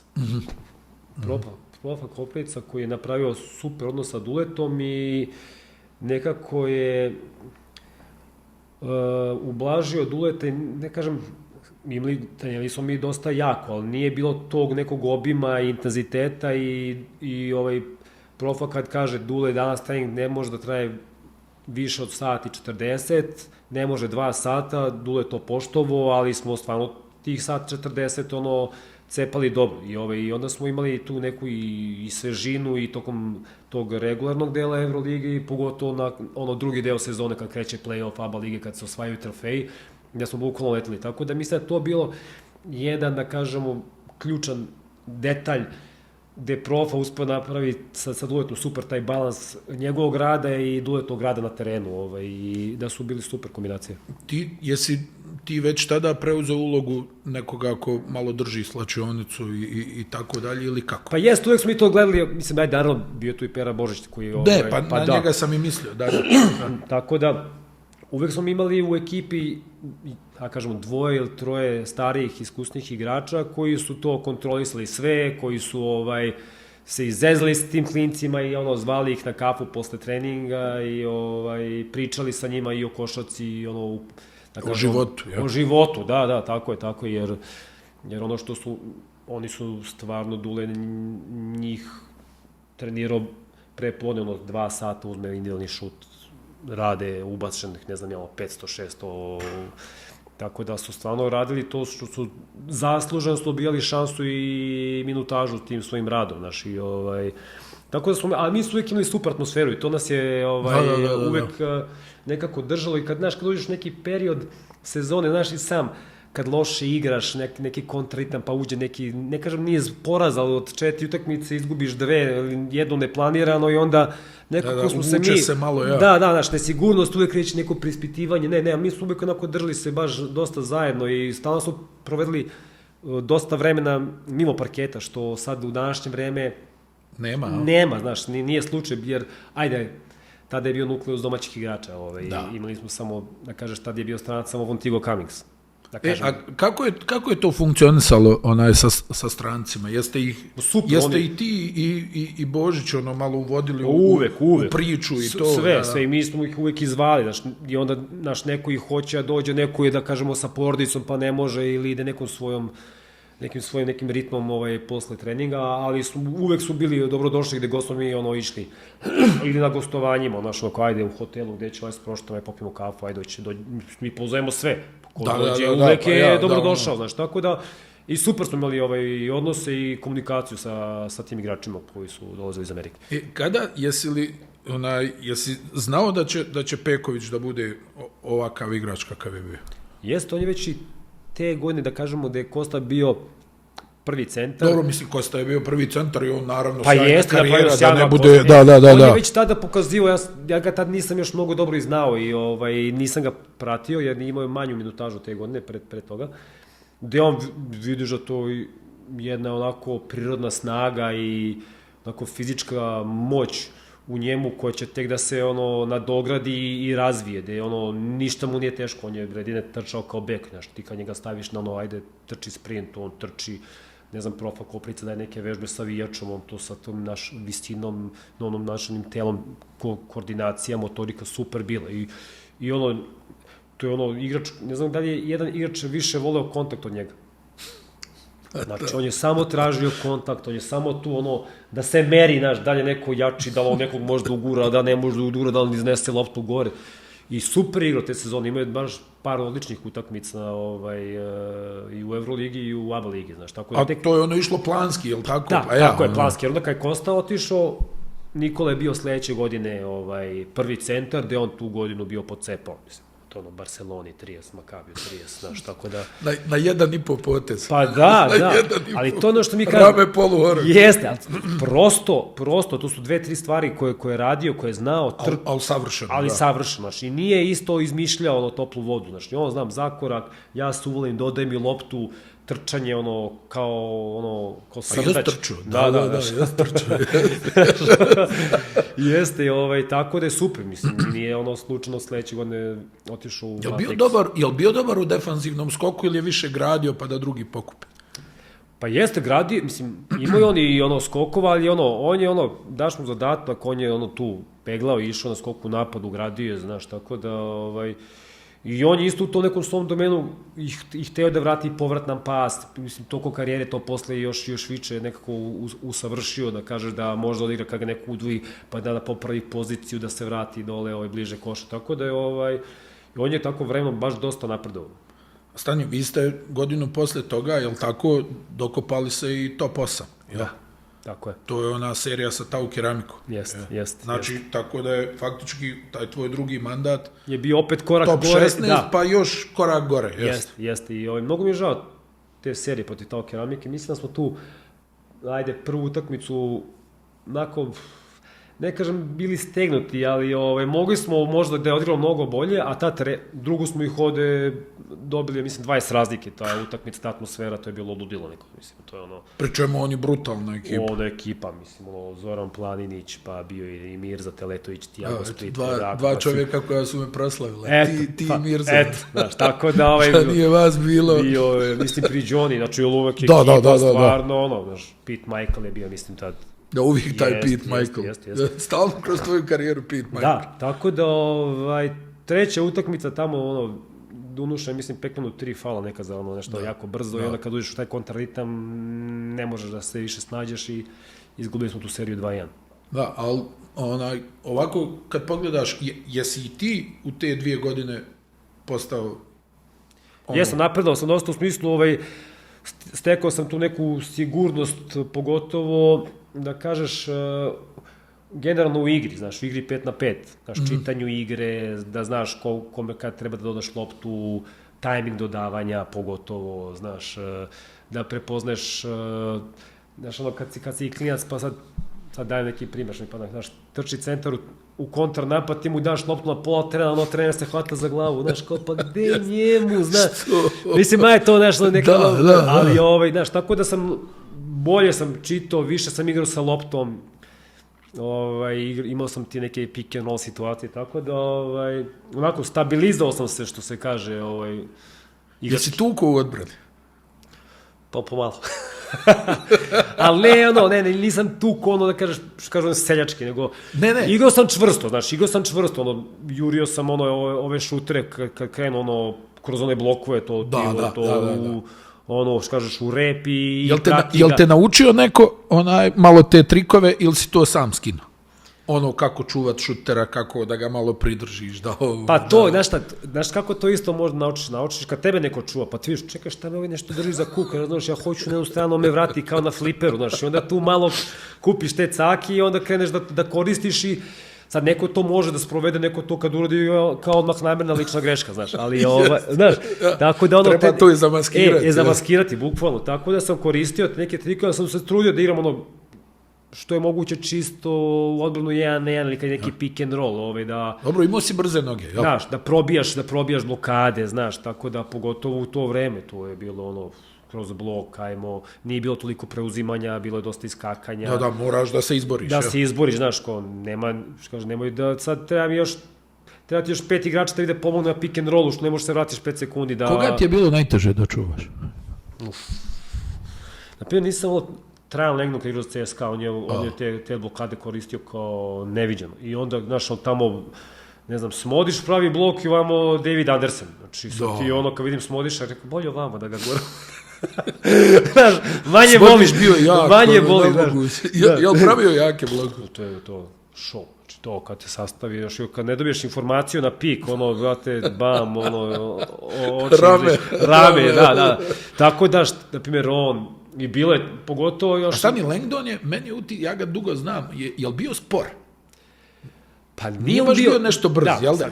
Znaš, da, nije on bio ono brzanje, samo istrčak. Ali je znao, ali je znao da koristi to uglove, da te navuče, znaš, pa iskoristi, pa... Ali, znaš, to je, i on je bio dosta čvrst, no, isto, znaš, on te ramenom malo, znaš, napravi neku, ono, separaciju, što kažu, znaš. Da. I onda, znaš, on i onda kaže, ajde, juri ga još ovaj kad se raširi u bloku, to je, ono, zobilezaš ga 2 metra, ono, da bi ga stigao, tako da, I bilo je dosta tih američkih igrača koji su bili u to vreme dosta dobri, na primjer, u igri 1-1, znaš, kako je onda te ljuljaju, znaš, to se nekad, to je bilo ono, joj, čekaj sad, znaš, malo da anticipiraš da će napravi... Pazi, vi kao ekipa ste uvijek pravili jake blokove, da. To znam da je bilo ono uvijek, ono, se napravi blok, nikoga ne očeše. Tako je. Nema ono kao nešto malo, to. I mi bekovi, playmakeri za petice, kao praviš blok, da bi... Ovo je kad ostaje stan, on kaže, hvatio kao dobar blok, znaš. I to se cenilo, znaš. Jel da je dole onaj najteži, onaj kontrablok, kad praviš na centru? To je cross screen čuveni. Cross screen, kaže, čuvena akcija broj 5, gde je ono simple, samo prebacuješ na četvorku, sa topa, na drugu stranu i ti udaraš cross screen centar. Ali od tebe zavisi, jel? Pa da. Ako ne napraviš dobar blok... Ono, centar, da li se demarkira, koji ugao blokade, da li će da ide centar što ga brani preko ili iza. Znači, to su bile proste akcije, ali išlo do neviđenih detalja da ti čitaš igru, znaš. Znači, ti si imao one... Ako ovaj ode preko, to je zicar dole. Tačno si znao, znači, ovakav ugao, ako ovako brani, ovakav. Znači, nije bilo sad 16 izlaza u akciji, nego tačno se zna, ovo je basic varijanta, sad ćemo kažemo, ovi brane ovako, znači sad se postavlja blokada, ako ovaj bumpuje, ti strčaš, ne znam, tamo u ćošak, centar ga zadržava, tako da smo mi faktički učili principe koji su nam mnogo pomagali, znaš, jer ti kad imaš principe, ti posle znaš igru vrlo lako da čitaš, znaš. Ono što kažeš, osnove košarke. Osnove košarke, tako je, da. Ako si ti, spreman u tom smislu, onda je, ja mislim, neuporedivo lakše. Tako je. Danas čini mi se, jel da se to malo zanemaruje, a? Možda djeluje tako. Pa ja mislim, ti više, ti gledaš NBA i pratiš NBA, mislim, ali ti vidiš kako se taj fundament izgubio. Ja kažem, znaš, nama je Dule dao vežbe tipa, sad vežbamo, znaš, kao neka finta šuta, pa dodavanje centru na low post. Sad ti kad radiš tu vežbu, kažeš, pa čekaj, to je sad naš obično dodavanje, znaš, kao centru na low post. A u stvari nije, znaš, ti imaš odbranog igrača koji možda bude veliki, agresivan, ovog tamo neki centar da prostiš za leđima ga zaskočio, znaš, ne da mu lak pas. Sad ti trebaš, znaš, da mu dodaš loptu, a znaš da imaš neku prednost dole. Pa, znaš, pa iskorači, pa kao finta, pa vrati dole, pa se pomeri ugao, znaš, da vežeš odbranu, da ne može da flop dole, da pomaže. Tako da, znaš, i to smo, kad ti te osnovne elemente savladaš, tebi lako. A sad, današnje vreme, kažem, nekad se iznera, kažem, čoveče, moguće da on daje neki pas sa 2 ruke, gde je tu odbrani igrač, bukvalno, znaš, ne može fizički, pa da, znaš, fizički ne može da prođe, znaš, nema sad kao uglovi, znaš, neki ugao, pa sad dodam desnom rukom i skoračim, ne, znaš. Znam da je Phil Jackson govorio, i to je meni bilo, ali davno još, kaže, kao jedna od 2 najveće umjetnosti u dodavanju je pas na niski post. Tako je. I ne znam, on je govorio da od svih igrača koji imao, samo su, lupam ti, Horry i Rick Fox znali da daju pravi pas dole. A jeste, znaš, ti sad to... Jer upravo ovo što ti govoriš kao šta, banalno, pas dole, kao spustiš mu dole, a u stvari... Ne, pa tu uvertira cijela, što ti dobiješ loptu, pa daš, teoš da spušti. I uvek je kao... I to ti je asistencija, znaš, nije asistencija samo kad ja no look pass, pa na zicer za kucavanje. Čekaj, to je dodavanje dobro ako si mu ti dao na ruku, da on primio, da ne mora tamo da je lovi, da moj... Pa, znaš, tako da mislim da se... Ne znam kako se u Americi uopšte i radi, i kod nas se dosta preskaču te neke, da kažeš, te fundamentalne stvari. Postalo je nekako čudno u tom smislu. Da, sve se nekako pretvorilo te kao skills. Znaš, skills, ja sam skill da mogu da ne znam, kroz Jedan na noge, jedan, jedan na jedan, znaš, i onda kad dođe neka pomoć, kad krene da se iščita neka igra, vidiš da tu... Ili kad je malo tvrđe. Malo tvrđaš, nema prepoznavanja, znaš, ok, ajde, NBA, druga košarka, pogotovo, znaš i sam, veći teren, nema pomoći, širi teren, znaš, duži, znaš, u Evropi je, sve ti je tu blizu, znaš, i sve ti je ono, znaš, pomoć, što kažeš ti ovde u Evropi. Plus ima kontakta više. To sad ti kažem, znaš, ono, povuče, znaš, dole se tuku u reketu, ali na vanjskim pozicijama je čisto. Da. A kod nas je, i gore su batine. Kako ne, pa kako ne. Jeste, i tako da, ono, to se baš se primeti da toga nema. Da. Pogotovo, da ne kažem, ajde sad, vjerojatno i veliki broj utakmica, sad ne može im taj intenzitet da bude na tom nekom nivou, ali su opet interesantne. Ali se zbuniš, recimo, kod nekih ovih mladih igrača, kad ono gledaš, jel, baš nedostaju ti neki moment. To meni bude čudno. Da. Čak i kod naših. Pa jest. Ne samo ovi strani, nego i kod naših, ono, gledaš, ono, kao... Da, znaš, ne zna, pa to, iskorak, znaš, kao da nisi iskoračili, što nisi zagradio, znaš, to su kao neke stvari koje su azbuka, pa bukvalno, znaš, od malih nogu kad si bio trener, mora da zagradiš igrača, znaš, ono, leđa, dole, pa, znaš, pa krenulo posle, ako je jači, ajmo lice u lice, ako si ispod koša, znači ti prvo trebaš da ga ogradiš, da odeš iza njega, pa da ga guraš, pogotovo ako više, da on bude ispod nivoa obruča, da mu ne daješ mogućnost da skače, pa znaš, to su sve neke stvari koje su... Ali ono što si rekao, to mi se dopalo, to treba znati da uradiš, da se to baš ne vidi na prvu, jel? Pa da, znaš... Nekad i kad si u faulu, da to ne bude očigledno. Nogama kao ruke gore, znaš, vaterpolo, dole, znaš, noge cepaju gore, sve čisto. A stani, kako je došlo do toga da odeš u Panathinaikos? Šta je tu bilo? Pa ništa sam...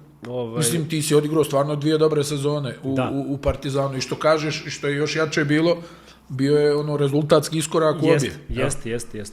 I pa ja sam bio sam na letovanju i sam je kao, hoćete Panathinaikos? Rekao, dobro, rekao, naravno to... Nema šta da razmišljam, razumeš, tako da sam potpisao Panathinaikos, pre toga Peković bio potpisao isto? Pre mene isto i onda rekao, super, evo, taman, idemo zajedno u paketu da se družimo još godinu dana u Atini, znaš, tako da, da, i on sam prešao Panathinaikos 2008. tu sezonu, 2008. na 9. Gde sam ja znao, znaš, ja sam tad već imao, znači, 31 godinu. Jesi imao 31? Da, pa 2008. Da.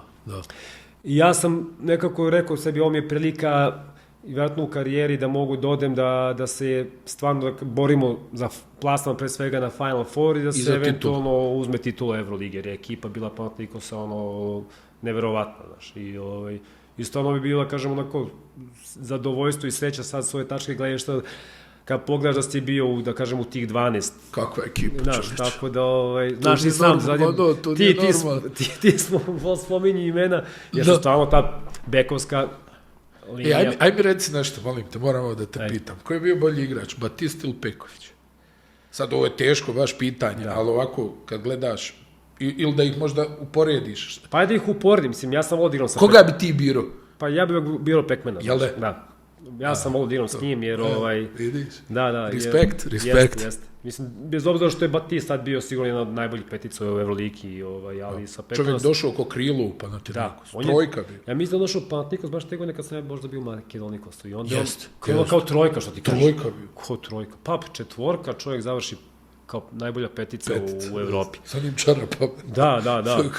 Jer ja sam Batista pamtio, znaš, kad igraš sa njima, ono, kad igraš pike, toliko, on iskoči, odvedete do pola terena, ono, kad se raširi u stav, pa se vrati, pa re-pick, pa on je tu kao mačka je bio. Još, znaš da Amerikanci, uvijek, ja ne znam što je to tako, ali znaš da oni iskakanje uvijek nešto krenu driblingom, umjesto pas da ide. Da, on kao dribling, ti si misliš ko će da se vratimo, ne, on to je izbaci do pola terena, tako da, centarska pozicija Peković Batist, mislim. Reci mi, a kako bi njih dvojicu uporedio? Pa drugačije sigurno, Peković je stvarno tada igrao na low postu i bio dominantan u Evropi. Znači, ne znam da je mogu iko da ga čuva. Čovjek primi loptu na metar od koša. Da, i Batist je u nekim treninzima... Jesu se čuvali na treningu? Čuvali su, da, non stop jedan, znaš, i ti vidiš da ne može, znaš, Mike daje sve od sebe, ali ne, znaš. Petman ga ugura, a dok je Batista igrao drugačije, već je onda ušao u sistem Željko sa pick and rollom, sa korišćenjem tog rola, gde on to pratio, znaš, čak i šutirao, znaš, tako da. Znaš ko je bio treća petica koja je došla u toku sezone? Ko? 2008. Dolazi, pojavljuje se u Aki, ulazi gospodin, onako sav nešto skušan, grbav. Eko, ko je, kaže, ovaj novi igrač Panathinaikosa došao iz Gruzije? Jorge Šavardini. Šarvadini. Ulazi. Tada u svojoj 18. profesionalnoj sezoni. Tad imao 35. Da, nemoj, to je... Ne, šalim se, ne, ali legenda stvar. Kralj ulazi u odelu, ne, sa kovu, neko, ko je ovaj? Kaže, da, kao, to je talent iz Gruzije, Jorge Šavardini. Ja sam stalno ubijeđen da on ima 42 godine. Pa tako izgledao, znači on kako je došao, pa isto izgleda, možda ima neku koju stedu više, razumiješ? Da, isti je. Dobar kao leba i sad on dođe tu, on nije znao engleski ni malo, znaš. I tu je čak i agent živeo sa njim dosta dugo, razumiješ da ga vratno malo uvede, da ga pričuva i tako dalje. I sad, znaš, idu utakmice, svako je tu sa porodicom, znaš, a on sam. Ja rekao, ajde dođi ti malo sa mnom. I tu je bio i Dule Šakota i rekao, ajde, ja ću da te odvezem na trening, da te vratim, tu je blizu živeo. I rekao, znaš šta, ti ako hoćeš da kreneš malo ozbiljnije da igraš ili da treniraš i da napreduješ, ti moraš da naučiš engleski. I on je ladno našao ti neku Gruzijku koja je njemu držala časove engleskog jezika. I išao Jorge na času i kaže, da, Dušan, aj go. Znaš, kralj, ja sam ga obožavao, znaš, i onda su posle ovi krenuli, oni su tek onda skapirali koliko je ono dobar, duhovit, onda krenuo s njim zezanjcija, znaš, tako da je bio... Stani i Dule je tu bio, jel? Onaj kao perspektivni, jel? Da. Perspektivni je bio. Pa jeste, te 2000, pa imao je Dule već sada 20 i 5-6 godina, mislim. Ali suštinski tu se izboriti za minute, ja mislim, jel? Da, pa Peroglu je bio tad kada kažeš, tu je i Stratos bio, jel? Stratos je bio, da. Bio je Hadživretas, Focis. Još je bio Hadživretas. Hadživretas bio, da. Focis, Carcaris. Spanulis. Diamantidis. Šarulas. Stani. I Drew Nikolas, molim te. To ti kažem. Koji je počeo da igra pick and roll u Panathinaikosu. Dotad je samo šutirao. Pa da, znaš, ja sam znao Drewa iz FS-a te godine bio prethodne godine, znaš. I on je potpisao Panathinaikos i taj prvi deo sezone, znaš, ne može da uđe u ritam, znaš, ne može da... Znaš, ti kad uđeš tu sistemi, ko Željka... Je li nezgodno kod Željka to ispravi, a? Da, to su, znaš, to je jedan napad, drugi napad, to su... A šta je tebi rekao Željko? Kako je tvoja uloga bila? Šta ti je rekao? Pa nije mi rekao ništa konkretno, ja sam sam, toliko bio, znaš, kažeš, pametan i iskusan da sam znao otprilike šta je moja uloga, znaš, kad igraš, to je tvoj zadatak, pratiš igru, šutneš, znaš, nisam ja sad imao sad tu neku, bilo kakvu slobodu i neku sad kreaciju da ja sad tu mogu nešto da igram i tako dalje. Ali ja sam to prihvatio, sam ja svesno došao, rekao, znaš, kad neku utakmicu, kad ne uđemo u igru, nema veze, šta radimo, tu smo pa cepamo dalje, znaš, tako da, šta sam počeo za ovog Drew Nikolas, znaš, i on je isto, znaš, nije mogu da se snađe, što... Da, šta, kako, ja. I onda je, da smo odigrali protiv Olimpijakos i jedan derbi, tu je Drew odigrao, znači, ubacio, znaš, sve živo, neke sude, šuteve, i onda krenuo da igra neviđen, tu, do kraja sezone. A pazi, igrač, ja ga se sjećam iz koleđa, kako kažu, majstor za teške šuteve, neke... Jeste. On se sav izvitoper i ti misliš ovo je... Onako, znaš, onako mršav, onako lagan, lagan skakući. Da, ali isto skok šut iza glave, onako krene, onda kažeš ti da počeo da igra i on i pick and roll, znaš, i da napada, tako da je bilo super, znači, ekipa je bila neviđena. A reci mi, molim te, Diamantidis, Spanulis, Jasikevičius. Treba to, hendlovati. Šta je to? Pa mislim... Šaras koji Jelde ne zatvara. Da. Diamantidis koji ne priča ništa. Da, on je tihi vođa, da, a Spanulas nekom svom mudu i... Tako da, ne, bilo je, mislim, znaš šta, on je njih nekad i sva trojica su bile zajedno na terenu. Dešavalo se, ja mislim, znaš, tako da, ali opet, uvek su bile dvojica, ali znaš šta, ti si mogao realno da staviš na trojku. Realno. 2-2, 3-3-2, znaš. Jer s onim rukama, znaš, on je... Ko ti od njih trojice najjači igrač? Ja volim Diamantidisa. Jel da? Da. Znaš. To je ono, sve što treba. Sve što treba, daš. Kad treba, on će da šutne, kad ne treba, on će da da 4 poena, on će da bude najbolji igrač na terenu sa 4 poena, ti vidiš da on tu kontroliše sve. Jel mu teško dati koštu? Znaš, ti misliš sve kao, znaš, nije on možda u nogama lateralno nešto, neki brzanja, ali on to ruke, anticipacija, kako te on, znaš, kao ti traži loptu da ti ukrade, pa ideš ti gore, ti trebaš onda i preko njega da šutneš, znaš. Osjećaj za blokadu, strašno. Da, sećalo je onoga Ikera kad je skinuo sa Luaki, mislim. Znači, tako da je Mico je bio čudo je. Mislim, ja sam volao, znaš, kad sam u petorci sa njim, jer on isto i on je volao da doda loptu, znaš, nije ono kao, sad, neću tebi, ne, on je tačno, ko je sam loptu? Pošto je rezon, totalno, znaš. A reci mi, Spanuli su u to vrijeme, jel, On je na početku sezone čak i bio povredio nešto petu, znaš, i jedno mjesec i po dana nije igrao i trenirao, 2, znaš, tako da onda se polako vraćao i onda je odigrao drugi deo sezone, odigrao top, pogotovo i taj Final Four i sve. Ušao je isto, znaš, mislim, znaš šta, teško je, svako od njih očekuje da bude tu broj 1, znaš, da vodeći igrač, da se sve oko njega vrti i svako ima neki svoj ego i sujetu i, znaš, neke planove za u buduće i tako dalje. Okej, možda Diamandidis i najmanje, znaš, ali ipak Šarunasi bili su ti koji su alfa mužjaci, da kažeš, koji hoće da vode im. A stani, Šaras, on je, mislim, ja znam ga, ali opet volim iz prve ruke od tebe, da čujem, to je onako, za mene je uvijek bio pick and roll maestro. Pa da, mislim, to je ono što kažeš ti uvijek mora da ga gledaš, da znaš kada će to neki pas da sevne, znaš, tu je stvarno rešavao, još je bio tada i fizički, znaš, dobar i ozbiljan, mislim, ruka, to je čudo, znaš, sa samo, znaš, nekog driblinga, on to diže, znaš. I, znaš, glasanje, znaš, on je na terenu glasan, on to stalno priča, stalno koriguje, ne tamo, ti ovde, znaš, ja kad imam... baš šef, šef, da. Tako da je, Kako je ekipa, a bili je onako, tad, tih.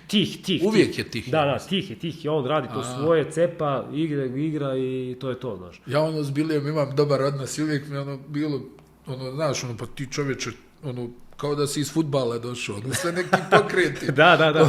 A u stvari ubica, jel? Ja sam prvi put igrao protiv Bilija kad igrao u Marusiju, kad sam bio u Makedonikusu. Da. Sad, znaš, u Marusiju mi nije delovo toliko dominantno. Igro je, znaš, kao s leve u desno, prednja promena, znaš, to rekao, čekaj bre, stani malo. Tako da, i onda kad je otišao u Panatu, onda vidiš, polako kako je, stasavao, sazrevao, napredovao. Izuzetno jak karakter. Karakter, to što ti kažem, znači, on je isto radio, dolazio na te treninge, znaš, nema tamo kao, dođi da šutiraš, ne, kad je prepodne slobodno, svi su dolazili, neverovatno, šutirali ili posle treninga, ostali su pomoćni treneri, dodavali su loptu između sebe, se organizuju, znaš, tako da su stvarno, vidiš da su to je onaj mentalitet pobednički šampion. Je li Željko Dule tvrdo vodio ili je bilo demokratija? Znaš kako, ja mislim da je poučen sezonom pre toga, gde smo mi u Partizanu, njih ovde u Pioniru pobedili i niko nije otišao... Koliko? 23.000 gledalaca? Da.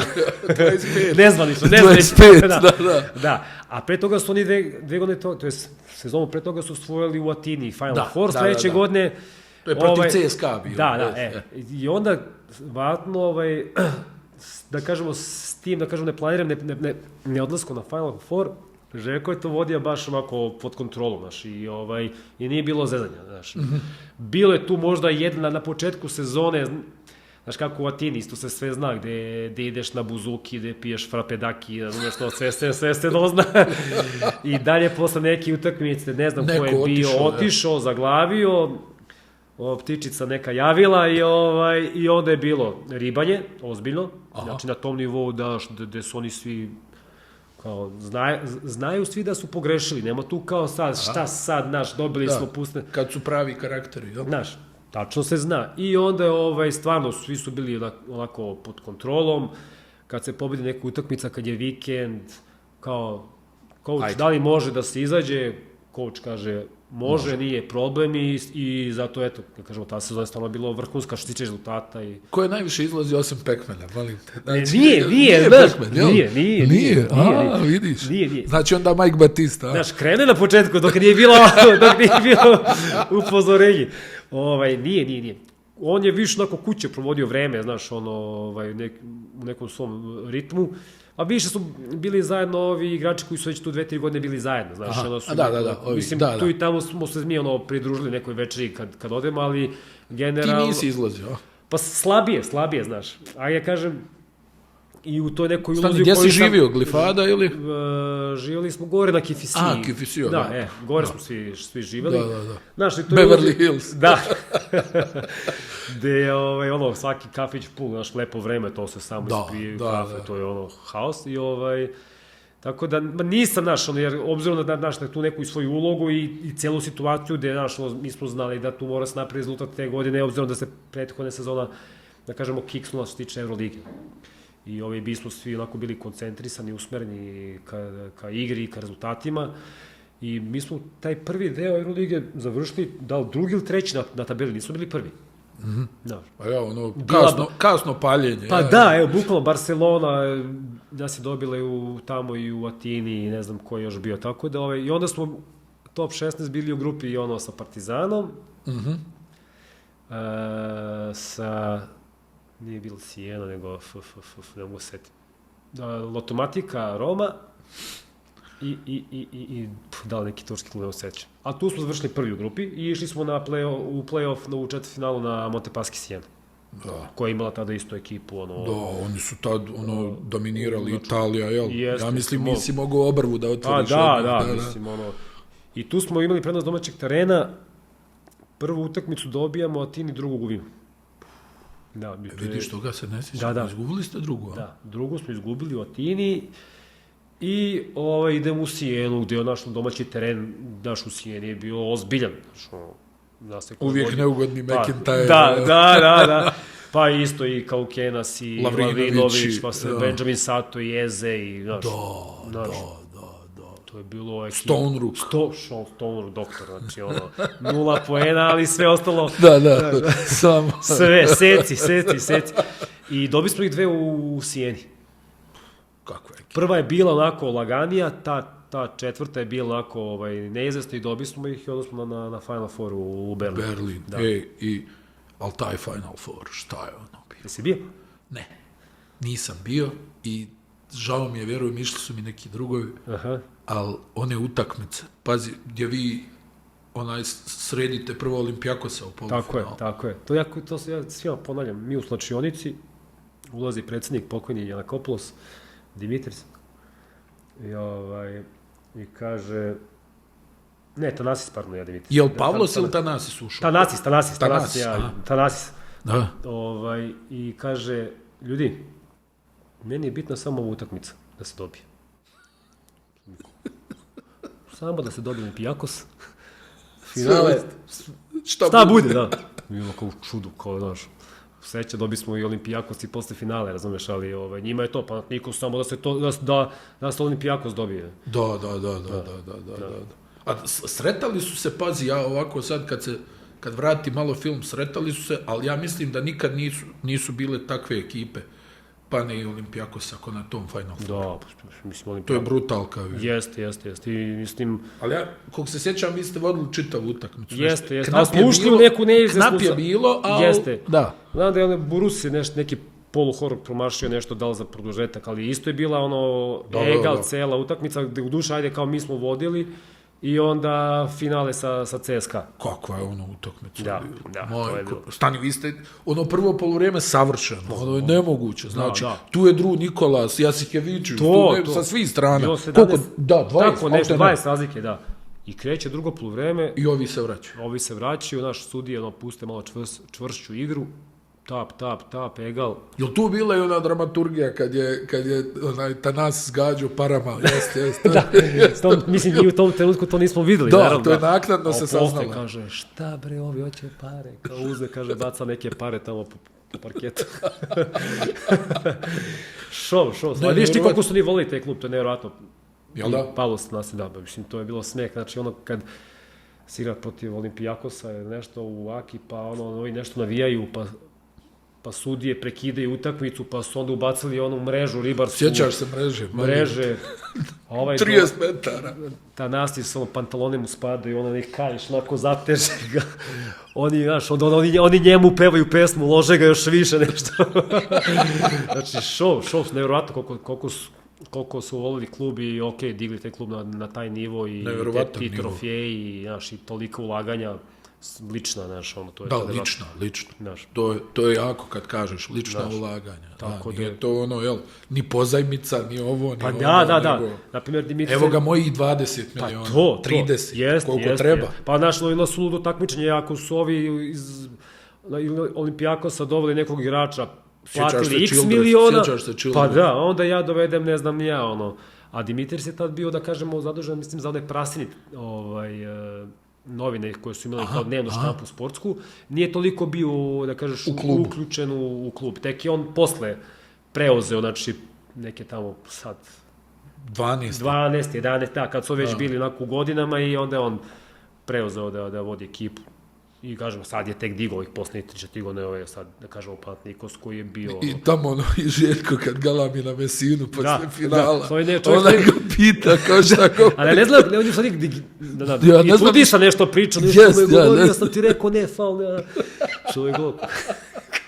Zašto mene? I pazi, jedna stvar, Dule, Ramunas Šiškauskas, kakav igrač, ali uvijek to nešto u toj završnici. Da. U Sidneju Litvanija, Amerika, polufinale, on ima ključna 2 penala i promaši oba.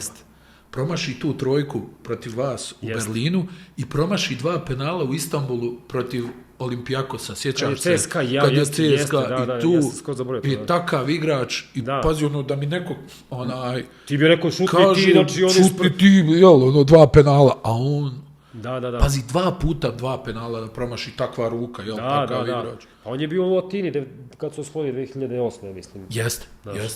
Pa je otišao u CSKA, da. Jeste, baš to finale protiv CSKA. Jeste, isto luda utakmica bila. Bilo u Aki 50.000 ljudi, ja ne znam više...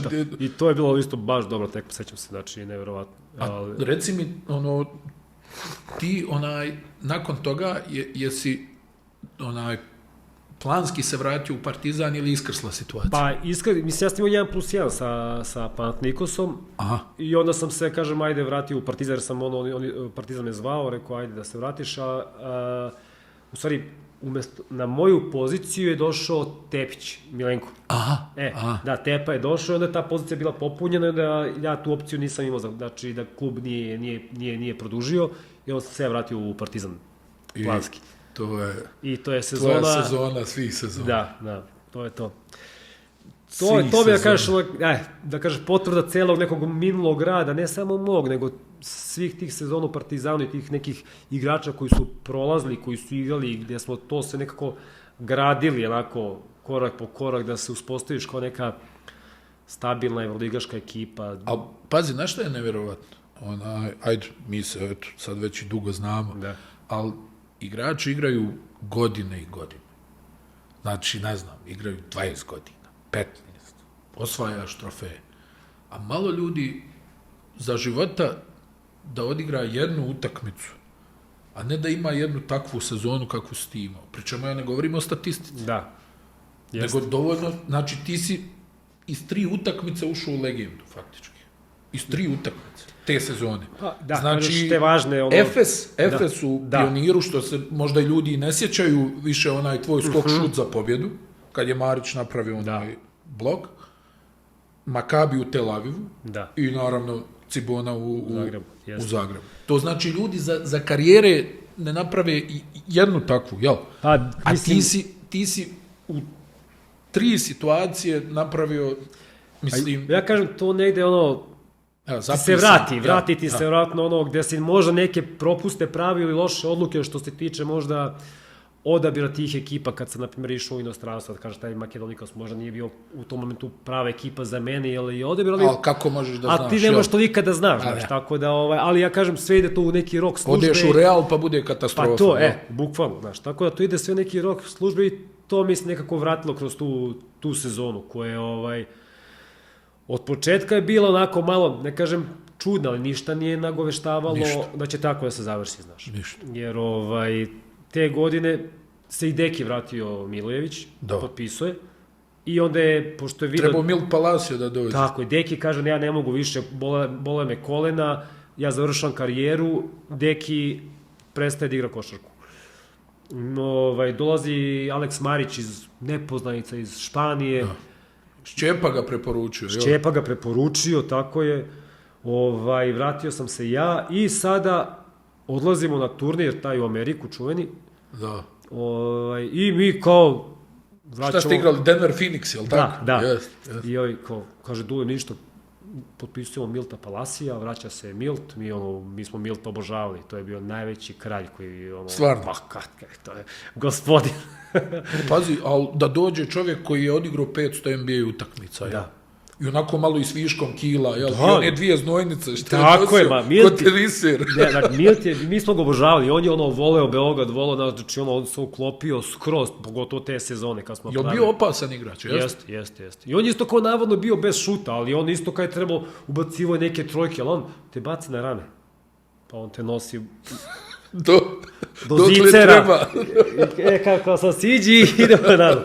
Znači bio gore jak neviđeno i brz, to našlo uz onu out liniju, vodi onu loptu, pravi neku leđenu promenu, rekao čoveče, ovaj će nagazi out. Ma ne, on ide to, znaš, balansira, kao tank neki, da, balansira. I kao, vraća se Milt, što smo mi rekli, super, znaš, Milta znamo, uklopit će se super. I sad, Šiki ide na aerodrom, Šilaba kaže, ovaj nije sleteo. Dobro.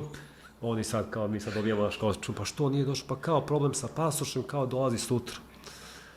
Sutra, nema.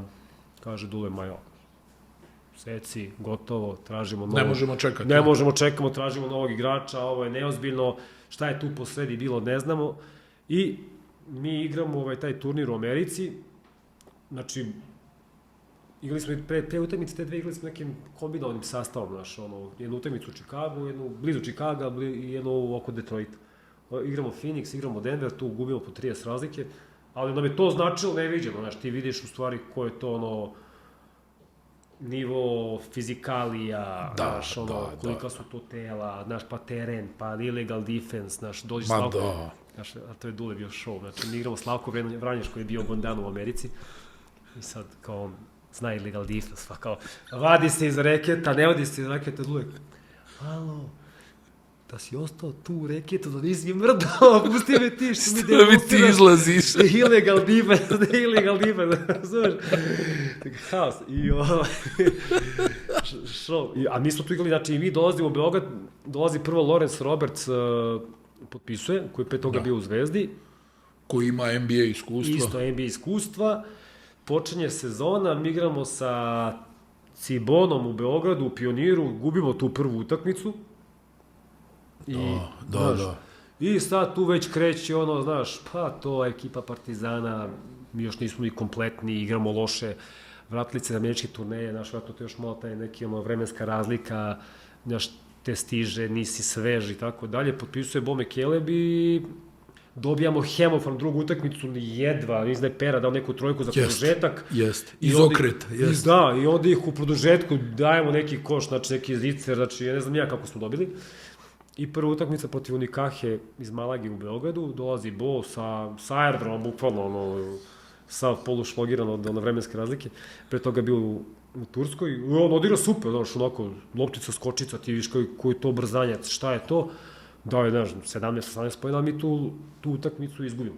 I sad, to već taj prvi deo sezone i u Adranskoj ligi, i u Euroligi, onako, znaš, ne igramo mi sjajno. Dobijamo sve jedva i gubimo utakmice tipa protiv Zagreba u Zagrebu, pa ne znam, ja isto sam tako izgubili nekih par utakmica i znam da smo izgubili 20 nešto razlike u Vilnusu protiv Vjetos Ritasa. I ja rekao, to je naš gotova sezona. Alarm, gotovo, čao. I mi se tu malo skupimo, znaš, među sebe, ajde, kao, znaš, ne možemo ovako da izgledamo, znaš, pogubili smo neke utakmice, znaš, u čemu je problem, a mislim, odnos između nas je super, znači, nema ništa da ste kao neko nešto u svađi, neće da se dodaješ na utakmici, znaš, kao preskače me, I mi dobijamo Olimpijakosa. Da, u Pioniru. Da, ludila atmosfera bila. Atmosfera Raške daje neke trojke, to je ono haos i mi njih dobijamo i od tad vatno dobijamo neko samopouzdanje, znaš, ono, kreću kockice polako da se sklapaju, svačija uloga se uspostavi, neka odgovornost i mi krećemo, ono, dobijemo, ne znam ja, onda posle toga i Unukahu tamo i dobijemo Efes, ono što ti kažeš, s tim košem, da. I prođemo u top 16. I pazi, tu se još i Marić povrijedio, jel da, top 16? Top 16, da. Da, pa onda Stevan Milošević došao, jel? Bukvalno ta, posljednja utakmica, pretposlednja protiv Rijetus Ritasa, Marić koleno. 6 nedelja out. Svate, čoveč, kako Alex Marić, MVP Evrolige, naš dominira, skače 15 skokova, 20 poena, a realno, naš, uz boa, naš vodeći igrač. Dolazi Stevan Milošević, kao neki backup i Slavko Vraneš izdominira top 16, znači odigra ludački, znači neviđeno. Znaš, reket, 4 poena, 8 skokova, 7 rampi, promeni totalno. Da, sve promeni. Znaš, ekipu protiv koje ideš, šta, znaš, i ona utakmica protiv Barcelone u Pioniru. Da, to je to, da, to je ta čuvan. Sad sam je skoro, neko je stavio negde, sam vidio, rekao, svaki put se naježim, Znaš da to sam uvijek, zezam, kako ste ti Pera, pridavili na Vara. Da, on jadan išao, žalio se okolo Lamaniki, kao šta je ovo. Jeste, da, tu je, da, Pera. A pazi, utakmica, atmosfera, ja sam stvarno u jednom trenutku mislio, rekao, srušit će se krov. Da, to nije, to je bilo... Bukvalno, kao neki pisak da čuješ, nije više ni da, nego pisak, kod avion polijeđe. Ne, ti kao da sve stepenice, to ovako ljudi jedni na drugi, tu je, pa ne, mislim, je bilo 12.000 ljudi. Ja ne znam, ono je nemoguće. To je bilo meni bukvalno ljudi su... Grmelo, znam da su oni, u Pioniru su bile, znaš, ne parterni crveni. Da. Pa su stavili neke skele montažne da bi kao povećali kapacitet partera i s jedne i s druge strane. I to, znaš, kad se tu tek ljudi, se smestili. Da. Gledaš za koša. Još posebno, kad je ona neka lopta, šta je bilo, odbila se, otkotrljala se, kad je Robert spoda diže i pogađa za 3 poena. Da, jeste. Da, to je ono... To je nemoguće. Ja gledam, znači, bukvalno znaš, ko u filmovima, kao... Svi rekao, ovo je nestvarno. Pričemu ta Barcelona je kaznena ekspedicija, bukvalno. Oni ljudi, jedini poraz. Jedini poraz, to je stvarno svirali te godine neverovatno. I taj ambijent, i ona čitava, poslije, evo ga Pete Michael, Pa to, dalje, koš, nije koš i tako dalje, i mi kad smo kao pobeda je regularno sve, i mi znamo da imamo šansu, to jest, znaš šta, mi smo top 16... Čekali ste Marusi, šta je bilo? Marusi Panathinaikos, gdje je Pana jedva dobila tu utakmicu. Jeste.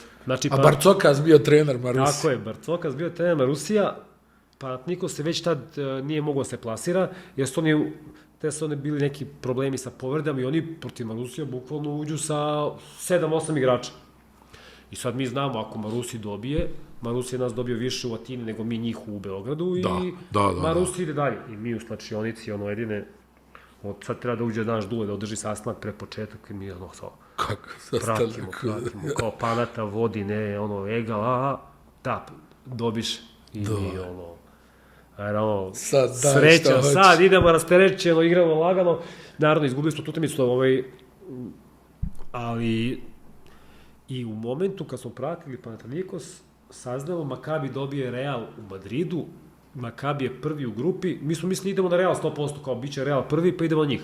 Tak, Makabi dobije Real u grupi, oni prvi, znači idemo u Tel Aviv. I rekli, čoveče, gde ćemo sad, naš Makabi bio te godine stvarno isto dobar. Do duše nam je uvek Real, nekako nam nešto nije ležao, ne znam nija zašto, uvek smo teško igrali protiv njih, pogotovo u Madridu i ništa, ajde, spremamo se mi za Makabi. I onda kreće to, znaš, priprema za Makabi. Za Makabi, da. A reci mi, ona akcija protiv Efesa, je li to bila akcija za tebe?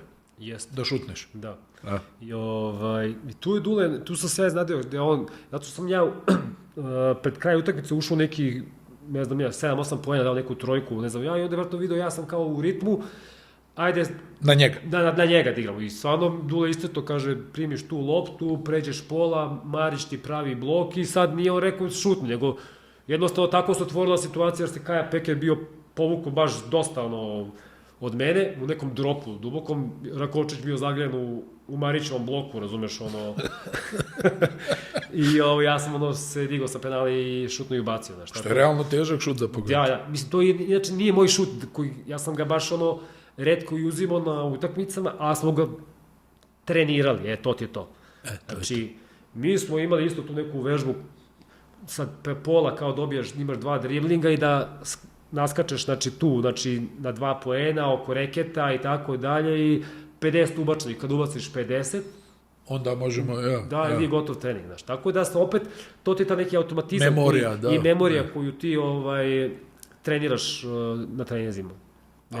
A pazi, ta prva utakmica protiv Makabija, gdje, ne znam, oni nešto vode 20 i nešto razlike, gdje svi kontaju gotovo, šta, ajde da vidimo druga utakmica, šta će biti. Jeste. I onda krećeš ti sa, je li ti to rekord u Euroligi poena? Da, jeste. Koliko, 30, 29? 29, da. 29, mislim sam... Znaš što mi kažu, ti je još jedan sam mogao, znaš. Tako je. Znaš šta, mi smo došli u Tel Aviv, 1 ili 2 dana ranije, mogu setim, 1 dan ranije, i sad ta prva utakmica, to je nepisano pravilo. Prvu utakmicu imaš najveće šanse.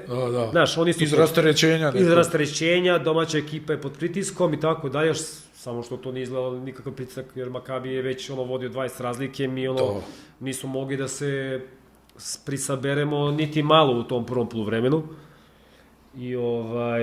I sad drugo poluvreme, sad kreće, znaš, ajde, ušli, ne samo ja, ubacio sam isto te svoje trojke, ali i Rašić ubacio neke trojke, Lorenz Robec, Boje krenuo da igra, znaš, sad malo po malo mi ulazimo u neki ritam, znaš, skida se taj pritisak celog ambijenta.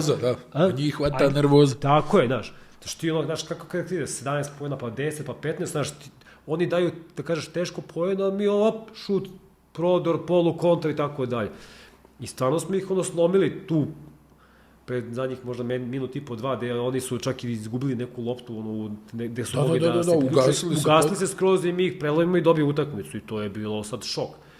A ja uvek vraćam taj film unazad jer nekako na predstavljanju na početku utakmice, znaš, kao prvo ide gostuća ekipa, sad mi sad stojimo i gledamo, sad kreće prozivanje navijača Makabija.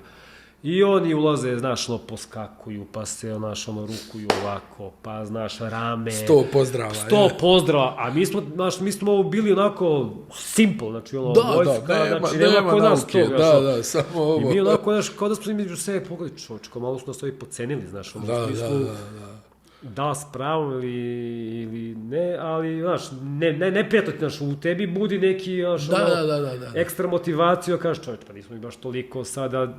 Da, ovi tu kao Harlem Globetrotters.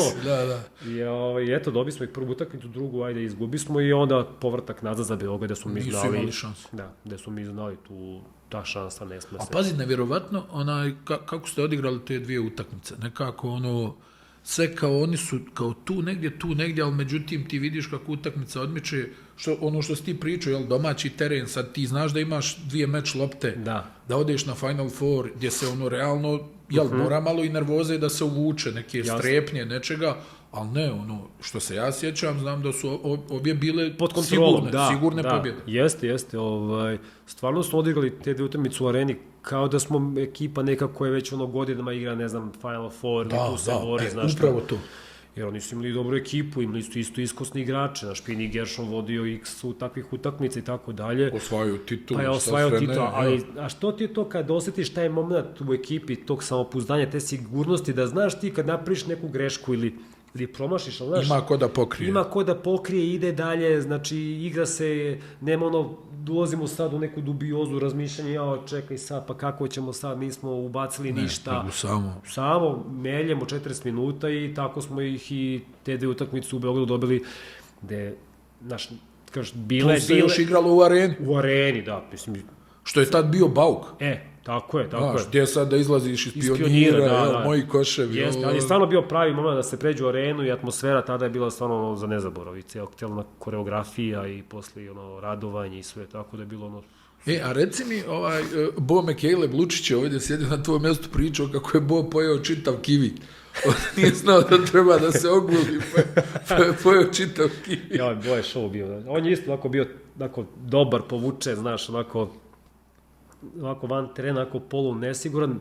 Moj cimer u Tel Avivu, bili smo zajedno u Slovi, sećam se kad smo bili na tom play-off susretu.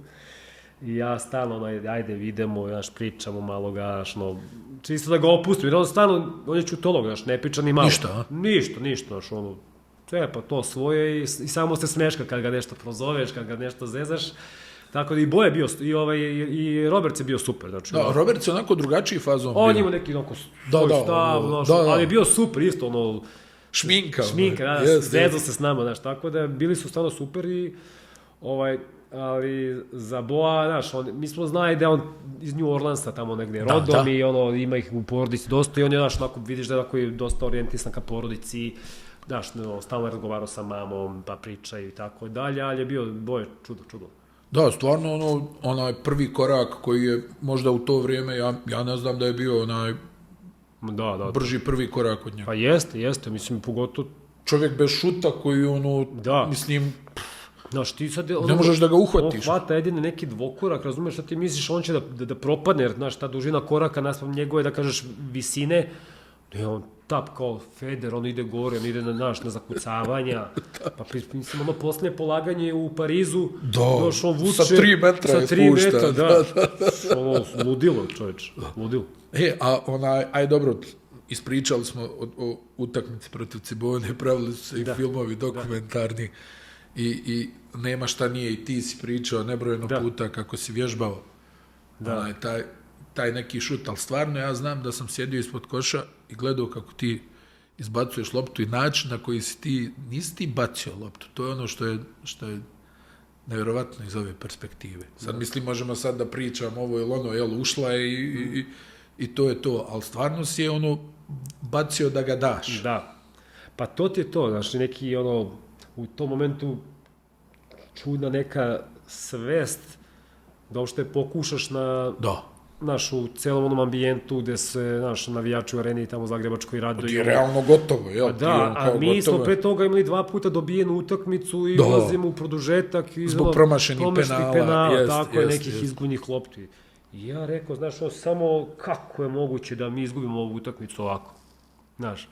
I onda se dešava, naravno, to raške, ja, ajde, kao barem da pokušam da šutnem i tako dalje, ali, a to je ono što kažeš ti, negde ti se vrati u životu, ceo taj trud, znaš, ceo taj odricanje, znaš, neki momenti gde si ovde negde onako skrajnut bez prava, negde si nešto dobio, možda, da, tako da neki balans uvek postoji, znaš, i ja kažem, eto, to je neki moj pečat lični karijere u tom momentu, razumeš, sa tim košem, da te nekako... Za sva vremena. Za sva vremena, da te pamte sad, znaš, po tome, retko ko sad, ne kažem retko ko, ali ajde, ko je gledao tih sezona Partizan i pratio, zna kako smo mi igrali, ne samo ja, nego cela ekipa, kako smo mi igrali i pravili rezultate, sa ekipom mladom, neafirmisanom, sa jednim ili 2 Amerikanca, znaš, tako da...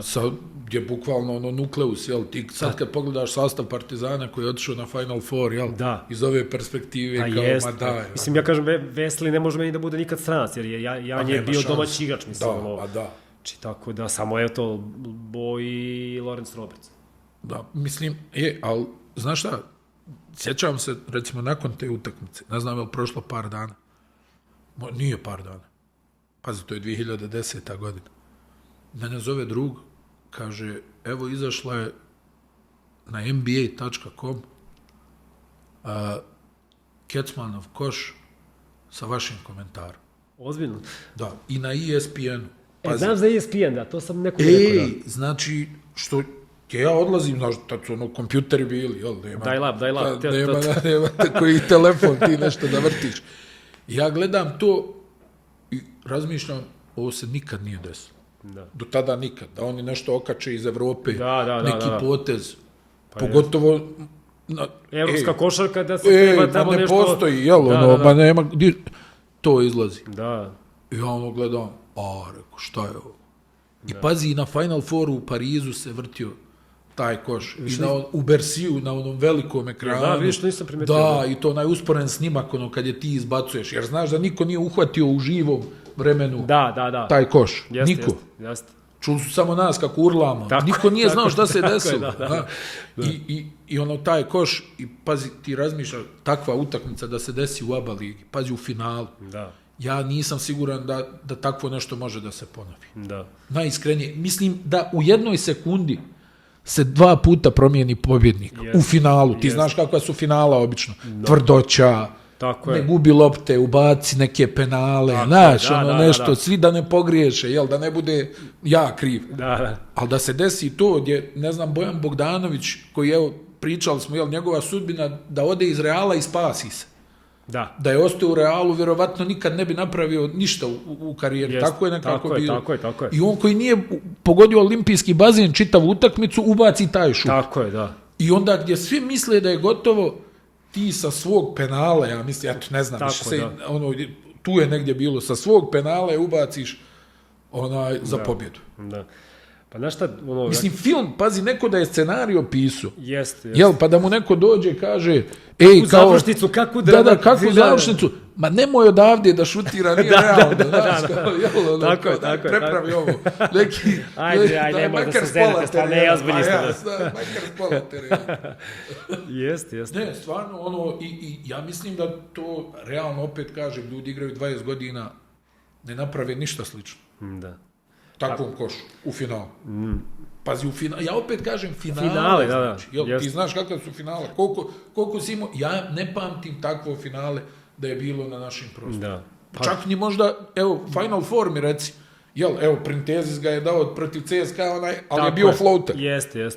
Ne, možemo nabrojati još neke, Stojko ima onu silaznu putanju, pana, nešto, ali mislim ti, evo, Đorđević je dao Litvaniji 9 trojki. Jest. Ali da se onakav, pazi, 2 onakva šuta, jel? Ja. Gdje jedni slave, drugi tuguju i onda 6 desetinki kasnije ovi tuguju, a vi slavite. Pa mislim, stvarno, jel? To samo košarka može. Ja ne znam nijedan drugi sport da to može. Realno ne. Realno, i mislim, ja kažeš, vremenom tek čovjek postaje svestan, u stvari, cijele te, tog momenta i tog, znaš, ovi pobeđuju. Kakva ti je bila prva reakcija, kad je ušla?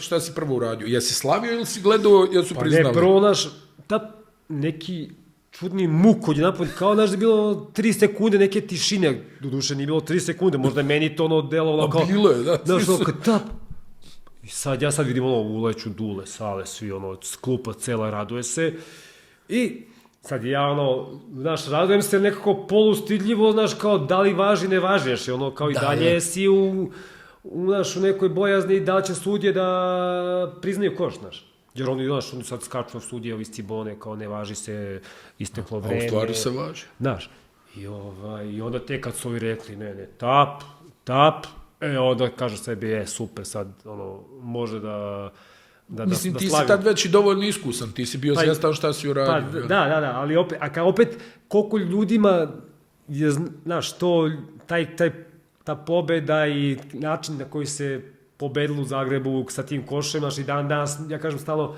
mi neko priđe i kaže, Dule, svaka ti čast za onu trojku, znaš, i tako dalje. I dalje, posle 15 godina, 16 godina. Pa mislim, to je za sve vremena. Da. To se nikad neće promijeniti, jer realno takav koš, ja i dalje, kažem ti, meni je i dalje onaj glavni utisak kako je ti bacaš, ali je bacaš sa željom da uđe, da. uđe. Ja kažem tamo... Jer smo mi sjedili tačno ovako. ovamo na Cibonijoj strani tamo ispod koša. I Kole je vidio da nije isteklo vrijeme. Da. Ja to uopšte nisam vidio.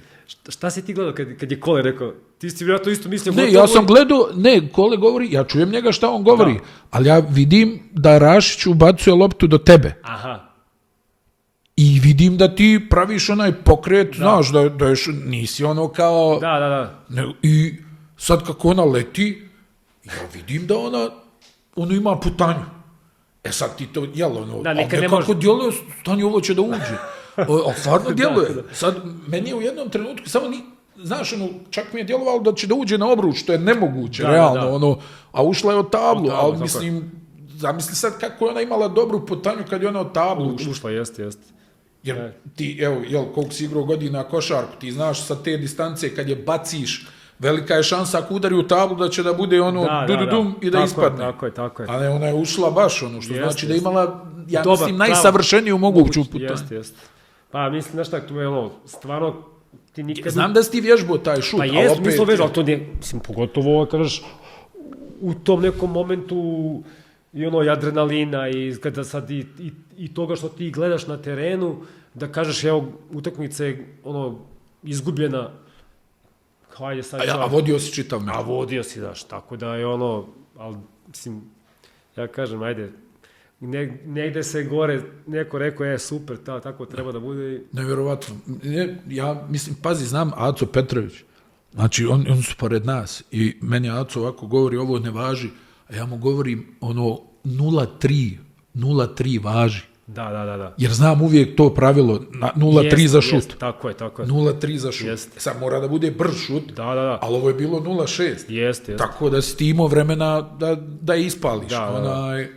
Zato što si bilo nekako u nekom od lopte. Jer s jedne strane nama je sjedio Zmago, kao stručni komentator za Sloveniju, a Aco je bio za Hrvatsku. Aha. I sad znam kako Zmago kao klima glavom, kao 0,3, da, jer je to je stvarno nemoguće. Mislim, evo iz ove perspektive, pričali smo, evo nas dvojica, 100 miliona puta oko tog šuta, ali je...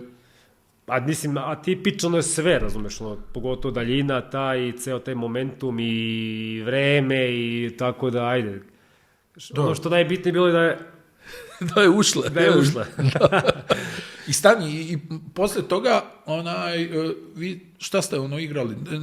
Nešto je bila ova Super Liga, jel? Igrali smo sa prije Pariza, jest. Da, pa bilo tučano na kraju, mislim. Jest, 3-3, šta se igra? U stvari oni nisu došli, jel? Hemofarm nije došao. Nije došao treću utakmicu ovde u Pionir, jest.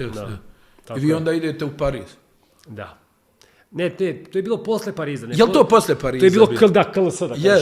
Jer ja znam da ste vi igrali još, čini mi se, neke utakmice prije puta u Pariz. Je li tako bilo? Pa jeste, Superliga je ona bila. Počela je Superliga, onda se pravi zaustavila se liga da bi mi igrali Final Four u Parizu, da. I onda idemo u Pariz. Čovječe, utakmica protiv Olimpijakosa. To je, ja mislim, najskuplji Olimpijakos u istoriji. Ja mislim da je najskuplji. Da, Childress, Kleiza, Burusi, Steo. Neću zaboraviti, bila je priča o Childressu na ESPN. Neki članak sa video. I na videu on ulazi u neku tavernu, a lik kleknuo i grli mu noge. Grci su ludaci, da. Za noge ga zagrlio. I čovjek još s onom mikrofonkom, kao u redu je,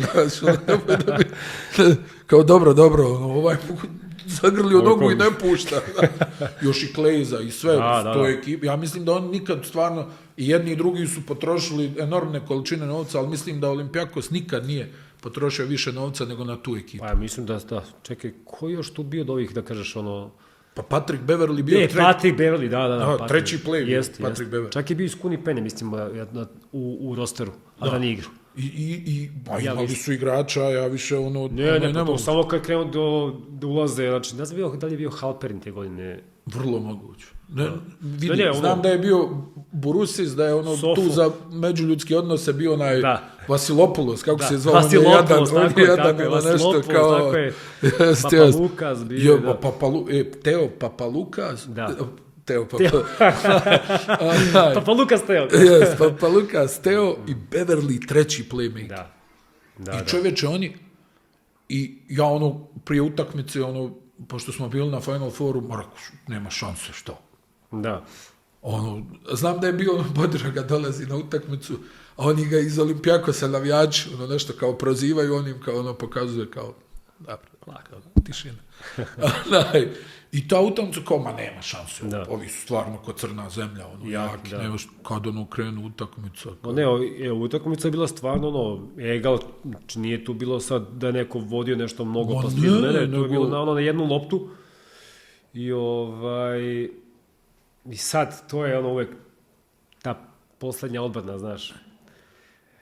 Pazi, oni su bili slomljeni u jednom trenutku. Da. Jer oni su slomljeni bili, kao nešto ovo, ali tačno ono što ti kažeš, kad je McCaleb provozao, i položio je s penala. Jeste. I tu Ja sam isto to je gotovo, rekao čovječ, evo nas u finalu. Vi ste često stajali u zonu te godine za zadnju odbranu, je li tako? Da, mislim... Barcelona se pogubila na zonu, ona je zadnji napad. Pa jeste, i onda da kažeš, taj šut Tea koji naš ne pipa obruč i onda svi kao proklinjamo, pa čovjek samo da je krznula malo, da se odbila na neku stranu, Childress nema šanse da bi, znaš, tu idealna lopta mu je upala u ruke, da je on bio baš na tom mestu da skoči u napadu i da je vrati u koš, znaš, tako da... Ono što si ti pričao, zagrađivanje. Da. A kako da zagradiš to? Pa to je, znaš, to je zona, uvek u zoni uvek taj problem, znaš... Da, ko je čiji? Da, pogotovo što su dvojice, mislim, čak i tu je bio boj, čak i mislim da li je Robert skočio na šut. Da. Razumiješ, i onda smo mi na neki način bili u hendikepu dole pod košem, znaš, falio je taj jedan igrač koji je trebao da zagradi ili ko je trebao zagradi, sad naravno nebitno, ali znaš da se on tu pojavi na idealnoj poziciji i da gurne utakmicu u produžetak. I onda u produžetku i mi smo tu, oni su vodili generalno, ali nisu išli više od 3, 4, 5 poena razlike. Imali su mi neke trojke čak i za... Da. Nerešeno, ali dobro. Promašli smo i izvisili smo za finale. Mada mislim da smo u finalu hipotetički da smo se plasirali. Hipotetički, šta misliš? Ja mislim da bi bar makar bolje odigrali nego... Da, oni su se raspali. Oni su se baš bili u finalu, ako... Raspali su se, Kleza je ušao u nervozu, svirali su mu 2 rana, faula. Jeste. I Barcelona to baš dobila lako lagano, vodili su sve vreme, po 10. Znaš što je mene iznenadilo, recimo, u tom finalu? Da kako su oni Sofa lako riješili. Barcelona. Znaš da su oni tanani dole pod košem bili. Da, bio i Morrison ili četvorka. Jeste, Terence Morris bio, Fran Vasquez, mislim bili su stvarno.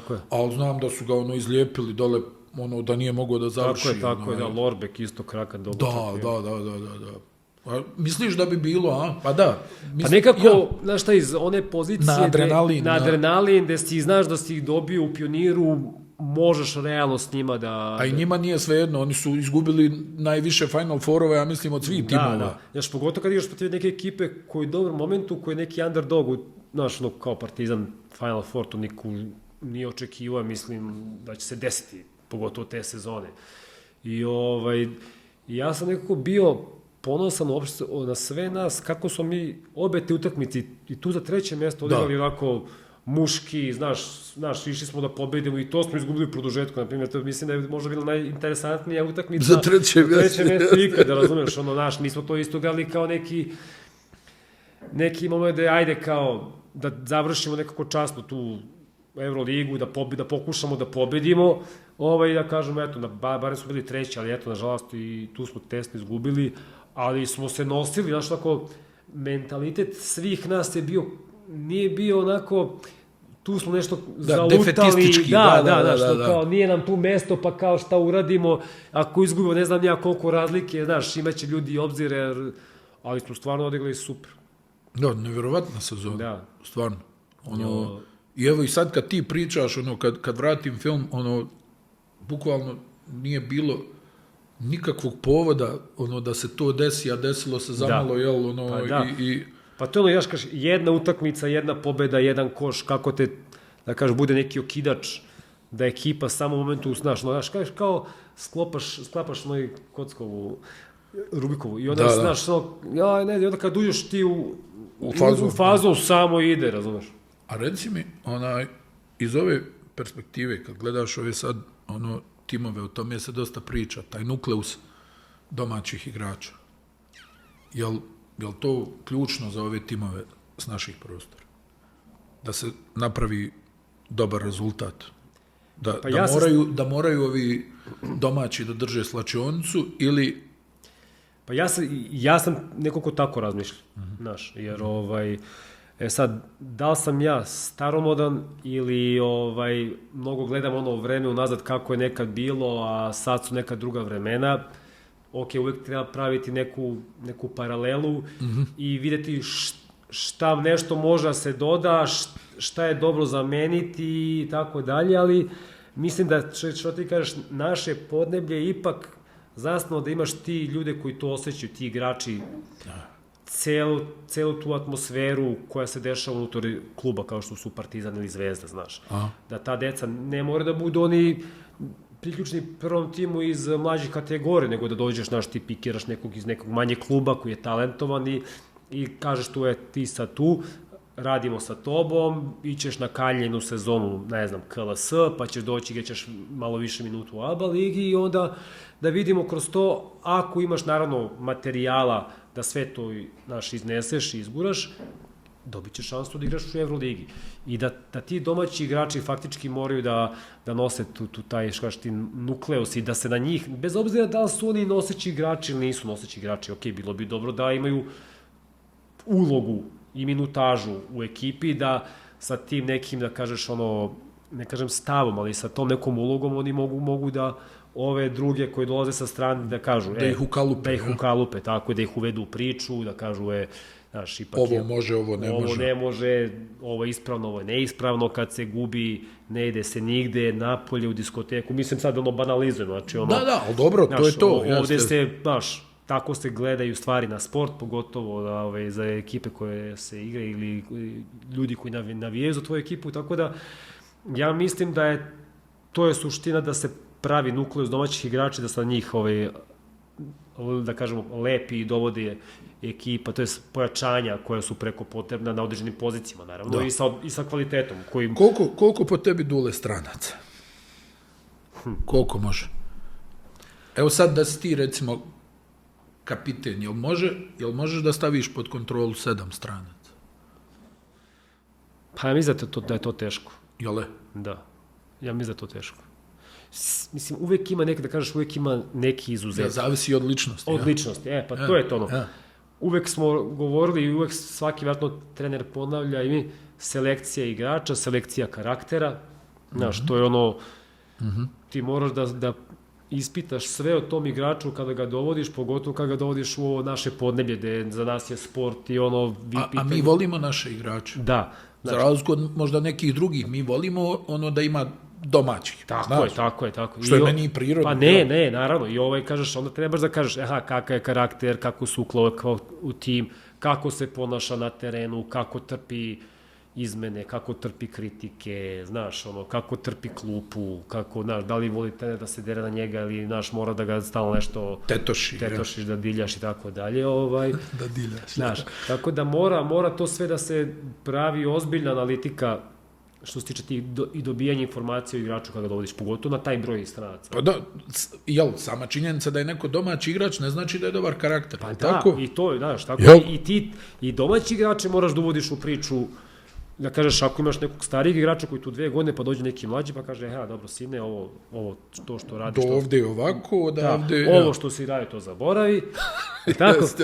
Pa to je goodbye. I to je opet jedna vrsta talenta ili kvaliteta da ti to možeš da usvajaš i da se ponašaš na pravilan način u sklopu te ekipe. Znaš šta, evo sad recimo, ne znam da li se ti slažeš, ali moj utisak već jedno duže vrijeme da nama ne nedostaju asovi, nego nam nedostaju dobri klupski igrači. Da, tako je. Znaš, toga meni fali, kad gledam. Znaš, mi imamo top igrača, NBA, ne znam, krema Eurolige ili nazovi kako hoćeš, ali fale oni dobri klupski igrači. Kako je recimo tvoja generacija imala, baš te, 2010. Tu je bilo nekolicina, što se kaže, dobri klupski igrači. Pa jeste, ne znam zašto se to ne razvije i ne potencira, razumeš, jer dobri klupski igrači su, pogotovo u današnjim uslovima, znaš, ti stvarno nema Kecmana, nema Božića. Pa, znaš, ti trebaš, da kažem, ajde sad vraćam se, sad pravim paralelu, tih nekih, što ja ne volim da pričam mnogo, znaš, kao budžeti, ne budžeti, znaš, ali ti domaći igrači španski, oni ostaju ceo život igraju u Barcelona, Ljulj, Reyes, znaš, Čačo Rodriguez, Navarro, u Panathinaikosu, ode eventualno u NBA, jel? Znaš, odeš u NBA, ali, znaš, ti ako si tu, kažeš, imaš ulogu, da li si ti Diamandidis, Carcaris, ali ti si tu, znaš, domaći igrač, to znaš, ljudi te respektuju, ti znaš koja je tvoja uloga i ne košarkaška pre svega. Tako je. Znaš, kao, ne puka statistika, da si, ne znam, ubacio ovoliko, imaš prostek ne znam koliko poena, da li ti je indeks korisnosti, nekorisnosti. Znaš, Ma da. tako da, to je sad, mi takvi igrače trebamo da baždarimo, da gajimo, znaš, da pravimo i da oni dugo ostaju u klubima poput Partizana i Zvezda. Da, tu karijeru, znaš, i da osete da je to stvarno isto dobra karijera, razumeš? Pa kako ne? Znaš, ti igraš Evroligu svake godine, znači siguran si kao domaći igrač. Puna dvorana, znaš, ipak ne stičeš tu neku i reputaciju i respekt, znaš, od duše... Nije lako, jel? To sam te ti kažem, znaš. Nije lako. Znači, nije lako, znaš, ti... Jel tebi bilo teško? Znaš, to ja sam nešto razmišljao i rekao, znaš, to ti je kao u srednjem veku vitez, znaš, sad obuče i štit, oklop, znaš, ti se osjećaš sigurnim, znaš, zato što ste štiti od nekog ubuda, ali imaš i mač i štit, ali to je teško nositi, znaš, to je teško nositi, znaš, da se ti boriš, ali štitite, ali imaš tu sve neke privilegije, ali s tim treba, znaš, boriti se s tim. Jel tebi bilo teško? U ovom periodu, recimo ovaj drugi, treći mandat, kad si bio u Partizanu, je li bilo teško, kad se izgubi utakmica, jesi vodio računa, neću večeras, ni na večeru, ni... Tako je, znaš, baš smo se, kažeš, kad je moment, to jest kad nije moment pre svega, kući si, gledaš film i tako dalje, spremaš se, i mi smo se stvarno toliko dosta onako bavili to nekom ličnom analizom tih utakmica, dođeš kući pa izvrtiš u glavi, 3 puta, kako ovako, pa ne, nisam trebao ovo, pa znaš, i onda kažeš sebi dobro. Jel ti teško bilo da spavaš? Pa jeste, znaš, dođeš kući, pregladneo si, ne možeš ni da jedeš, ne možeš da spavaš, onda gledaš, kao hoćeš da se opustiš, a nema šanse da se opustiš, znaš, i stalno ti se vraćaju ti neki fleševi, pa onda se čuješ nekim saigračem, pa onda i... Pa onda opet isto. Opet isto, znaš, mi smo se time, znaš, bavili se, znaš, nije bilo kao, sutra novi dan, znaš, nova utakmica, znaš. Nije sutra. Nije, da, ovde nije, znaš, mogu da negde drugde jest. A vidi, s jedne strane, to je tačno, ali opet s druge strane imaš i tu privilegiju da te svi znaju. Pa jest. Da ne platiš piće, da ne platiš ručak, večeru, da ti ljudi izražavaju najveće moguće poštovanje. Pa jeste, sigurno nema čoveka, sportiste ili bilo ko koji se bavi nekim javnim poslom, ne voli da čuje neku pohvalu, razumeš, ne valja ni preterano. Ne valja. Znaš, uvek neka mera. A bolje i to nego ali bolje i to. U Dubaju nekom prođeš da niko ne zna ko si, jel? A ti dao 30. Jeste, ja sigurno mislim da ovi Amerikanci koji dođu ovde, koji igraju pogotovo ili u Grčkoj, oni ovde žive svoj film, Točno. Realno, znaš, ti dođeš ovde gde god da se pomeriš, evo ga Imaš status Stefa Karija, ako dobro igraš. Pa tako je, ja pretpostavljaš ti kad se vratiš u Ameriku, ti si tamo neki neighbor, igrao si basket. He's a basketball player. Tako je, da. Overseas. Tako je, overseas. Nema što ti kažeš, platio ti računa i tamo, razumeš, jeste dobili... A to je kod nas, ja mislim... Svakodnevica, znači, tako da, ima dosta tih lepih momenta i to ne treba zloupotrebljavati, nego to treba samo ti bude postavak i neka motivacija da to potvrđuješ iz dana u dan i s tim ljudima treba normalno i da se ophodiš i da daš i da razgovaraš, znaš. I da poštuješ to. Da poštuješ to, znaš, i imaš sigurno i neki koji to ne znaju da hendluju pa se malo pogrešno odnose prema tim, da kažemo, i navijačima i kad hoće nešto da porazgovaraju s tobom, znaš, neformalno je, kaže ti... moraš izdvojiti vreme, koliko ti god teško bilo. Tako je, znaš, i to je deo tvoje profesije i, da kažeš, zvanje. Jesi ikad razmišljao da budeš trener? Jel, znam da si bio i u stručnom štabu i tako dalje. Jesam, to me vodilo to pred kraj karijere i nekako mi to bilo neko logično nešto, da budem u košarci i da budem trener. Sad, naravno, nisam ja očekivao da ću ja sad odmah kao imati neki nivo, da ću ja sad to, da mi se opet odmah sve nešto otvori i tako dalje. I bio sam 2 godine u Partizanu u stručnom štabu kao pomoćnik, ali nekako nisam možda bio spreman na opet to neku žrtvu koja je realna, da ti sad opet praviš neku svoju priču. Da. Bio sam tu baš onako realan i racionalan i onda sam to sasekao i rekao sam ne, ipak prioriteti neki... Prevelik stres, a? Pa jeste, mislim, i prevelik je stres. I stres i vreme koje onda ti ne provodiš sa porodicom, sa decom, pogotovo kad su mala, znaš, kad... Ma nemaš ni vreme za sebe, jel? Pa kamo li to? Mislim, znaš i sam jedine, toliko znaš i ljudi iz košarke i trenera, ti si non stop u toj materiji, čoveče. Drugačije ne možeš. Jer ti sad pričamo ti o nekom piću, a ja ću odmah tebe da vratim. Ja, čoveče, sećaš kad smo odigrali onaj pik, ali ti kao, da, trebao si da ga hedžuješ, znaš. Jes, ja više kao... Mislim, nije ovo sad neka kao, da ja kao kritikom nešto, ali ja jednostavno nisam mogao, razumiješ, da krenem opet iz početka, znaš, tako da...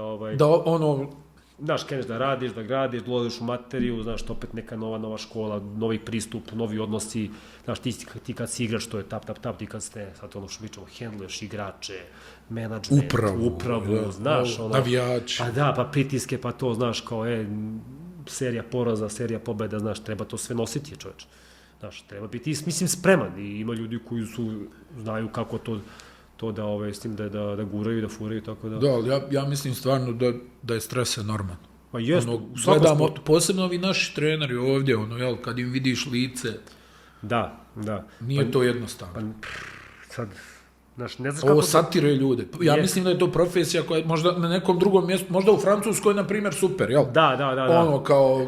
Svi, divno, sjajno, super, kod nas... Jeste, znaš, kod nas je to sve se...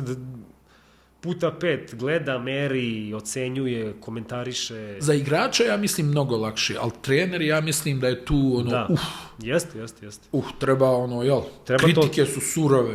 Pa pogotovo u današnje vreme, znaš i sam, mislim, društvene mreže, svako nešto priča, komentariše, znaš, nije lako s time se nositi, znaš, koliko god neko to pratio ili ne pratio. Pa ne, izignorišeš, ali dođe do tebe. Dođe do tebe, tako je, znaš, Sad nekad si imao si rubrike u, ne znam, žurnalu, novostima, neki komentar. Neki komentar i onda kad te taj nešto nagradi, novinar mi je smrtni neprijatelj, kako je pričao meni. Ali to je ljudski. A to je ljudski, znaš, sad ne možeš ti s tebe da sagledaš realno, sad neko će iz te kritike kaže, dobro, ovaj me dobro nagradio, donekle u pravu, donekle u redu, ali ajde, nekako te gura. Kao motiviše. Ali ne možeš kao, čekaj šta ovaj priča. Mislim, okej, nije ni teško nikad ući u tuđe te cipele patike da vidiš kako je nekom treneru koji vodi ekipu bilo kog sporta, znaš. Pa nije lako, jel?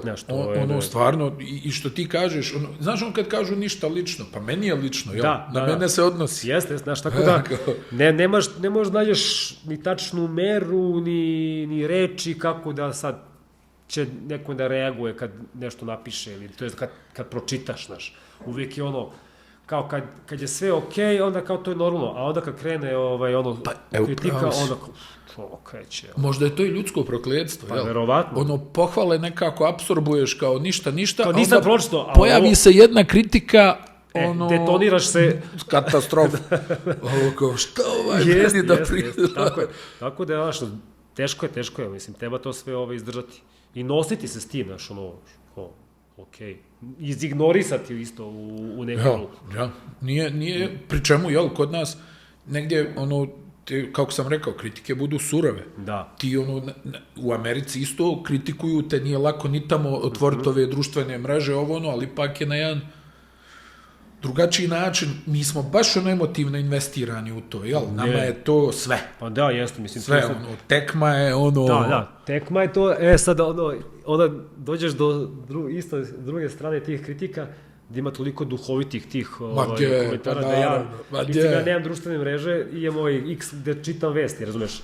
Ali onda neko kad neko što stavi, to je... Vidi, bude plakanje. Znači, stvarno to da kažem, čovječe, koji mi iz krajnosti u krajnost, razumeš, gdje plačeš od smeka, šta ljudi prave, pišu, znači... Nešto napišu, znaš, ja onda pročitam prejak.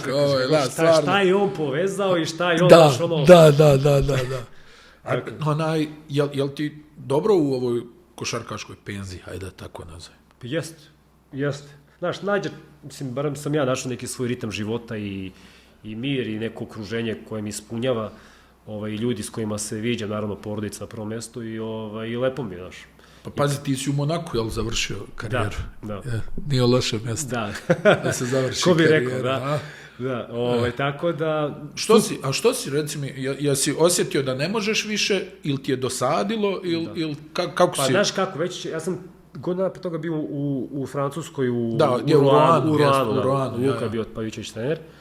I već sam ja tada osetio, znaš, francuska liga je dosta teška, znaš, to je fizički naporna liga, to su atlete neviđene, a gde sam ja opet došao iz nekog sistema, znaš, gde ti si naviku da igraš, na jedan način, znaš, pa ipak imao sam 35 godina, znaš, fizika je već tu dole, znaš, ne mogu ja tu sad da se nosim, ali opet košarkaški neki moj, mindset je drugačiji, znači ja to mogu da iščitam, ali sad oni su navikli da, uzmem loptu, idem... Juriš, preskačem i tako dalje, znaš, nema neke logike u nekim situacijama, ali dobro. I onda sam razmišljao kao da li da prestajem da igram, da li ne... To je bila ona vaša loša sezona, jel da, u Ruanu? Nije, bravo. Slušaj... Luka ima onu... Sledeće sezone je bilo... Jest, sa njim strancima nekim... Loše pogoda, tako je. Ali ova sezona mi smo završili 5. a mogli smo završimo čak i 2. Još smo imali pred kraj 2, da kažemo, laganje utakmice na gostovanjima sa ekipama koji su se borile za opstanak. Lozak, neki pojatrije i mi izgubimo... Tamo teren ne znači ništa, je li tako? Da, tamo ništa. Domaći, gostovanje, sve isto. Bukvalno. I mi izgubimo te 2 utakmice i da smo dobili samo jedno, bili bi drugi, imali bi prednost domaćeg terena, išli bi u play-off s nekim tamo, ne znam, 7. ko je bio. I mi onda uđemo, igramo protiv Šalona, izgubimo u play-offu 2-1. Tako da je bilo okej sezona. I sad sam ja već tada osjećao umor. Znaš, ti kad dođeš u godine, sporije se oporavljaš, jedva se ustaješ iz kreveta. Da, znaš, jako tamo nisu bili nešto jaki trezi mnogo, mislim, treniralo se nekad i 2 puta dnevno, ali jednostavno osjećaš neko zasićenje, vidiš da nije to, nekako se više ti guraš kao, ajde, možeš, a ono kad dođeš kući, kad krene sve da te boli, kada, znaš, možda i ne mogu. Možda i ne mogu, znaš, i onda tako mi se to pojavio mi se taj Monako, ali ja sam bukvalno bio 2 ili 3 meseca tamo i onda sam prestao da igram. Rodi mi se drugi sin i onda sam rekao ne, da dosta. Da, gasi ovo. Gasi, da. A i sad, jel ti nedostaje košarka u bilo kom obimu? Ovako. Da bi se uključio u nešto, da bi radio. Znaš šta, ne možeš ti je pomogneš od košarke kad si čitav život u njoj, razumeš? Da. Ali mislim da uđeš recimo u neki klub. Da. Lupa. Za sad ne, jer nekako, verovatno, ti kad uđeš u klub, ti onda opet ulaziš u sistem, znaš, i ono što su pričali, znači ti ulaziš u jednu mašinu u smislu gde si ti moraš da budeš totalno fokusiran. Nema funkcije za pola gasa. Znaš, tako da, bukvalno... Barem bi tako trebalo, jel? Mada smo svjedoci da ima i toga, ali dobro, jeste. Ima i toga, jeste. Ali ti kad uđeš, ti onda moraš da budeš tu 100%, full time job, što bi rekli, razumeš, i onda ti, pogotovo ako tu si u ekipi gde non-stop putuješ, a putovanja, bilo i previše. A sad, ja ne znam, ovo je ludilo mozga, kako ovi momci... Ja kad sam vidio da je Svetislav Pešić preuzeo Bayern, da. Pazi, 76 godina, što kaže, nek je živ i zdrav. Da, svaka mu čast. Samo kad pomislim na ta putovanja. Pa da, mislim, ajde, mi nismo imali tu sreću da tad se nikad nije... Čarter bude možda jednom u sezoni, ako je neki loš, neka destinacija, tipa Lupan Vitorija, ili tako nešto. Da, gdje nemaš, ja. Da, ili Kaunas, kad igraš Žalgiris. Da. Ali mi nikad nismo kršili sa njima, ali ide se redovnim linijama. I sad imaš ti gostovanje, ti uvek, kad je žreb za Euroligu, ti pratiš, samo moliš Boga. Da su ovi direktni, ja. Tako je, da ne uđe neka Atina, Istanbul, znaš, nešto Nemačka, nešto da možeš da ideš direktno. Inače, to je bilo ustajanje, let u 6:30, pekarski, što svi zovu. Da, pekarski. Znači, ti ustaješ u 4, pola 5. U stvari ne spavaš. Ne spavaš, dolaziš tamo na aerodrom, sam bauljaš, ja kažem, ideš, pasoška kontrola, letiš, ideš do nekog Minhena, Frankfurta, tamo, ja kažem, koliko puta, sedim sediš tu u avionu, pa kako si od treninga, kreneš da poskakuješ, telo, da se bacakaš, ovi ljudi gledaju kao šta mu je, znaš, onda dolaziš tamo, čekaš, pa ono, znaš, bude neki kijamet, pa kao ne poletiš na vreme, znaš, pa onda tamo pa igraš. čekaš. Nema telefona, pa onda šta, kao igraš neke karte, pričaš u nedogled, znaš. Da, sve ispričao, potrošio tekst. I onda, kao, pobedi na gostovanju. Pa kako? Znaš, dođeš, letiš, ajmo bandaž, ajmo jel trening. polomi, čak i kad si mlađi, jel da takva putovanja lome? Pa kako ne, ti si na putu po 7-8 sati nekad, znaš. I dođeš ono kao trening, ajde izbaciš umor, pa nešto, ajmo bandaže, pa nešto istrčiš, ono, pa sutra ujutru trening, znaš, bude, znaš, osjeti se, mislim, sad je, hvala Bogu, drugačije sve ekipe. Da, ali pazi, sad je toliko utakmica, ja mislim da čak i ovaj čarter više ne pravi razliku, jel? Na ovu količinu utakmica ti si ošamućen kako god. Sigurno. Sad, pitanje je samo kako oni prave, znaš, da će idu da treniraju tamo u gostima, pa idu prepodne, ili idu, ali na ovaj broj utakmica i napora i putovanja, to stvarno treba izdržati čovjek. Znači... Jer smo mi pritom, aj sad izvijem što... Da, reci. Mi smo trenirali neviđeno, znači mi smo, nama je trening bio, nije bilo kao... Recovery, da. Da. Znaš, sat je bio samo šuterski, ono, predunicu. Nije postalo to kao lagani trening. Jel izuzev, recimo, tog Final Fora u Parizu, žališ za bilo čim u karijeri što možda nije bilo neki potez da bi drugačije napravio? Pa, jedno što mi fali, to jeste, kažeš, možda zvanični neki nastup za reprezentaciju.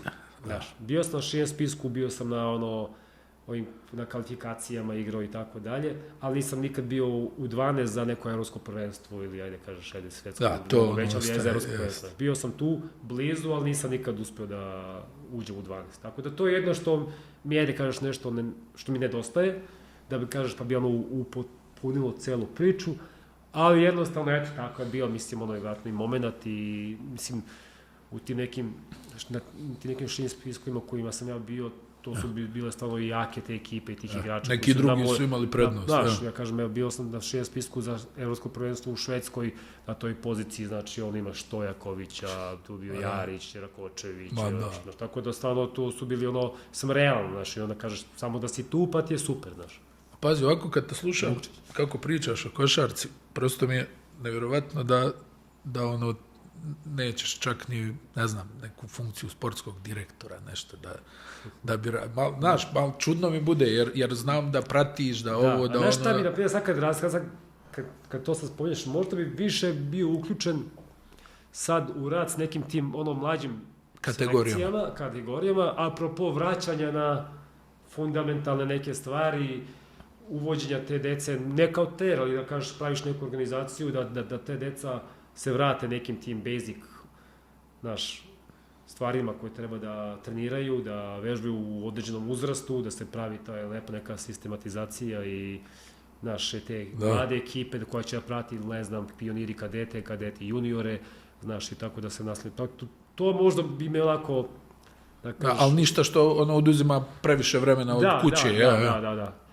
Jer to je nekako, da kažeš, možeš da ispratiš tako neku generaciju da kažeš jednog dana, vidiš ovo je kod nas krenuo, ne znam, kao kadet i vidi dokle je dogurao. Mislim da to isto na jedan vid lepo onako za satisfakcije, zadovoljstva, nekog doprinosa da kažeš, jer ipak svi ti igrači koji naprave neke karijere su napravili što su oni, znaš, ti imaju talenta, znaju šta hoće, guraju tu svoju priču. Ali neko i šansu treba da im da, jel? U faktor sreći uvek je znaš... Jel vjeruješ ti u taj faktor sreće? Pa verujem. Da.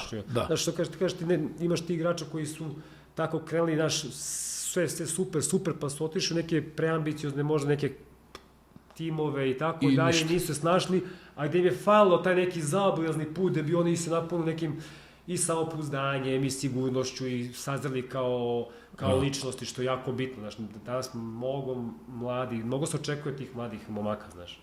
Jel da? Pa ja mislim da, znaš, i sve, ajmo sad, pa kako ne sad? Evo nije dao 20. Ima uvek ekstrema koji sa 17 godina možda nosi neki Real Madrid kao što je Dončić, Luka, razumeš? Ali to je jedan u 10 miliona, jel? Da, znaš, drugačiji su putevi, znaš, treba to prepoznati, treba to usmeravati na pravi način, znaš, i... Da, pa, ne, stvarno si upravo, znaš šta, sad samo razmišljam, kažu, jel, oni vrhunski probiju pa gdje god, ali čak počeo sam i u to da sumnjam, jer negdje razmišljam, sjećam se nekih imena koja su bila, fenomenalna, a da nikad nije bila ta neka karijera, jel, tako da nekad mislim da stvarno, ja počeo sam puno da vjerujem u taj faktor sreće. Da moraš biti u pravo vrijeme na pravom mjestu i nekog da vjeruje u tebe, jel, da te...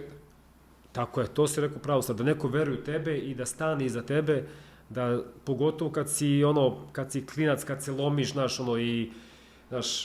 ne kažem pubertet, ali da kad praviš neke gluposti, kažeš ne, sad, ajmo sad, vraćaj se ti na kolosek, ovo je tvoj posao, da treniraš, da radiš, da se izgrađaš kao ličnost, znači, trebaš i da prođeš i da kažemo kroz nestašluke, razumeš, ali da imaš... Ali manja mjera, jel? Manja mjera i da imaš, što ti kažeš, neko ko stoji za tebe i koji će to da gura tu priču. I on prihvata isto odgovornost, što je tebi izabrao da u današnje vreme gde sve se gleda kroz rezultat, gde je sve sve. Znači da li si pobedio, nisi pobedio. I kraj svega. Neka vizija tog klinca koji će za 1-2 godine bude tamo neki sad vrhunski igrač, a u tom momentu ti si nastradao, da kažeš, uslovno rečeno, posao ili...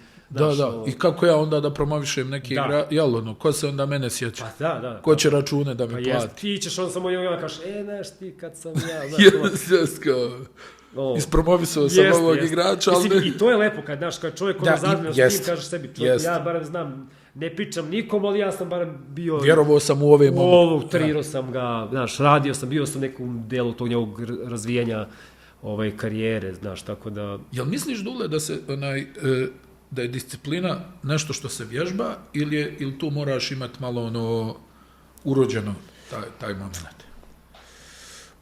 Da je spoj jednog i drugog, znaš, da je urođeno u smislu da tu disciplinu prvu, da kažeš, koju osjetiš je kroz odrastanje uz roditelja. Znači, ili nekog starijeg brata, mlađeg, sestra. To je neka disciplina koju ti prvu kreneš da poštuješ, da znaš šta sme, šta ne sme i tako dalje. Onda krećemo na drugi vid discipline, da li kroz posao, da li kroz sport, kako ti to hendluješ, da li ti možeš da se disciplinuješ, imaš ljudi koji ti ne možeš da disciplinuješ, što kažeš ti, jednostavno je takav neki temperament ili mentalni sklop da on to jednostavno ne može da prihvati, inati se, nešto misli da to sad nešto ugrožavanje neke njegove, ne kažem slobode, ali nisam konfront, kao hoću da budem svoj, znaš, tako, znaš, to su sad te floskule, znaš, tako da, ali mislim da u dobroj meri može da se izgradi. Znaš šta mi je nevjerovatno, evo čuo sam to, pa hoću tvoj komentar da daš. Sad u posljednje vrijeme čujem po Euroligi, kao igrači kasne. I kao neke su kao sankcije ali ja čak znam i u NBA, koja je demokratija u odnosu na ovaj naš način, kaže samo da budeš na vrijeme. Da. Budi na vrijeme, poštuj saigrače, stručni štab. Da, to sad čuo sam, mislim, naravno, jer sam u kontaktu sa ljudima koji još igraju i koji prate košarku, to je odmah prvi znak da nešto ne valja, znaš. Mislim, ne valja. Da li sistemski, da li unutar te određene ekipe, kako to da se reši, sigurno može da se reši na najbolji mogući način u smislu da ekipa ne trpi. Jer kao igrač ti sve primećuješ i vidiš, znaš. Znaš, i tebi to ne može da promakne, da kažeš sebi, on kasni, pa sad, kao i sad ću ja i dalje da budem, znaš, ti uvek možeš to da uzimaš kao jedan određeni izgovor, da ako se ne daj Bože to tebi desi, ti kažeš, pa kao mene se kaznili, ne znam, nekog tamo niste kaznili, znaš, zašto prema meni ovakav odnos, a prema mom saigraču bio drugačiji odnos, znaš, i to odmah se odnosi, se ruše, ljuljaju, znaš, hijerarhija neka koja uvek svaka ekipa uspostavi, znaš, se menja, tako da, to ti isto preduslov jedan za, mislim, i to je prava ekipa i u pravim ekipama koje su... Toga nema, znaš, jer ti si toliko svestan svakog, da kažeš, tog sekunda ili kašnjenja ili nekašnjenja, ili, znaš, da to što se radi se zarad jednog cilja, da ekipa igra bolje, da se pobeđuje, da ti kao igrač, ne znam, napreduješ odnosno prethodnu utakmicu na prošlom ili poslednji trening koji si odradio, znaš, tako da to sigurno se dešava više u tim nekim ekipama koje, ne kažem, ne vode računa, ali, znaš, neko ne obraća pažnju mnogo na to, znaš, imaš te ekipe, ja mislim, koje Pa dobro, šta, da li smo krenuli u 12 ili u 12:15, nema veze, bitno je da smo svi na okupu. Znaš, tako da ja sam čuo iz priče kad je San Antonio bio na onom turniru, ili su igrali neku utakmicu prijateljsku našno, ne znam s kim, u Parizu, i Greg Popović u autobusu, cela ekipa u autobusu, u 12 treba se krene, ne znam, trening, Tony Parker, znaš, u Parizu, sad možda misliš, tamo ga svi saleću, pitaju, i ovi kao, krećemo, ne kao Tony, on kao, ne, zatvore vrata, kreće, ali kreni polako, da bi on potrčao za autobus. I kaže, stvarno, kaže, vidiš ga Tony Parker, trči sa autobusom, staje, kao, šefe, izvini, kao, neće mi se do desiti, stvarno izvinjam se pred cijele ekipe i tako je, da kažem, na tom nivou, što ti kaže NBA, da Tony Parker doživi da on, znaš, ali svestan je da je kikso i tako da treba više ti Greg Popovića imati definitivno u svim ligama i, znaš, tako da ja sam veliki obožavatelj njegovog lika i dela je. Dule, hvala ti puno na izdvojenom vremenu što si bio u našem studiju. Izvini što si me ovako dugo čekao. Pa stvarno, nemate, znaš, to sam htio da ti kažem, nemate u medijima. Da, pa neko sam se, znaš neki svoj mir, onako mi je lepo, znaš, kad ne moram stalno nešto da kažeš, ne kažem komentarišem, ali bude tu i tamo poziv, ali ja nekako mislim da i tokom karijere sam dosta i dozirao i mislim da u svemu treba imati meru da sada ipak treba više da bude nekako žiža interesovanja tim igračima koji danas igraju, koji su tu, koji igraju u našim domaćim klubovima. Ali ne treba zaboraviti ni pa dobro, da, ali ja kažem sebi da možda sam malo priča oko cele te utakmice Cibone, ja kažem sebi, čoveče, mislim da sam se ljudima popeo na glavu, jer ljudima je uvijek interesantno, ja to razumem, ali da je, znaš, kao ja sam... Dobro, naravno. Znaš, tako da, znaš, povukao sam se dosta i više volim tako da gledam, pa eto, da saslušam nekog ko gostuju, na primjer kod tebi ili nekoj druga, mada i to čak kad nađe vreme, kažem, super, sad ću opustim da vidim šta kaže, znaš. Pa dobro, voliš svoje vrijeme. Pa to, znaš, tako da eto, zato si mi dugo čekao. Hvala ti još jednom i nadam se da ćeš da se vratiš u košarku nekom. Ajde. Pa da vidimo. Hvala. Naš večerašnji gost je bio današnji večerašnji, dobro potrajala epizoda. Dušan Kecman, nadam se da ste uživali, vidimo se u novoj epizodi XNO's Chat podcasta. Ćao.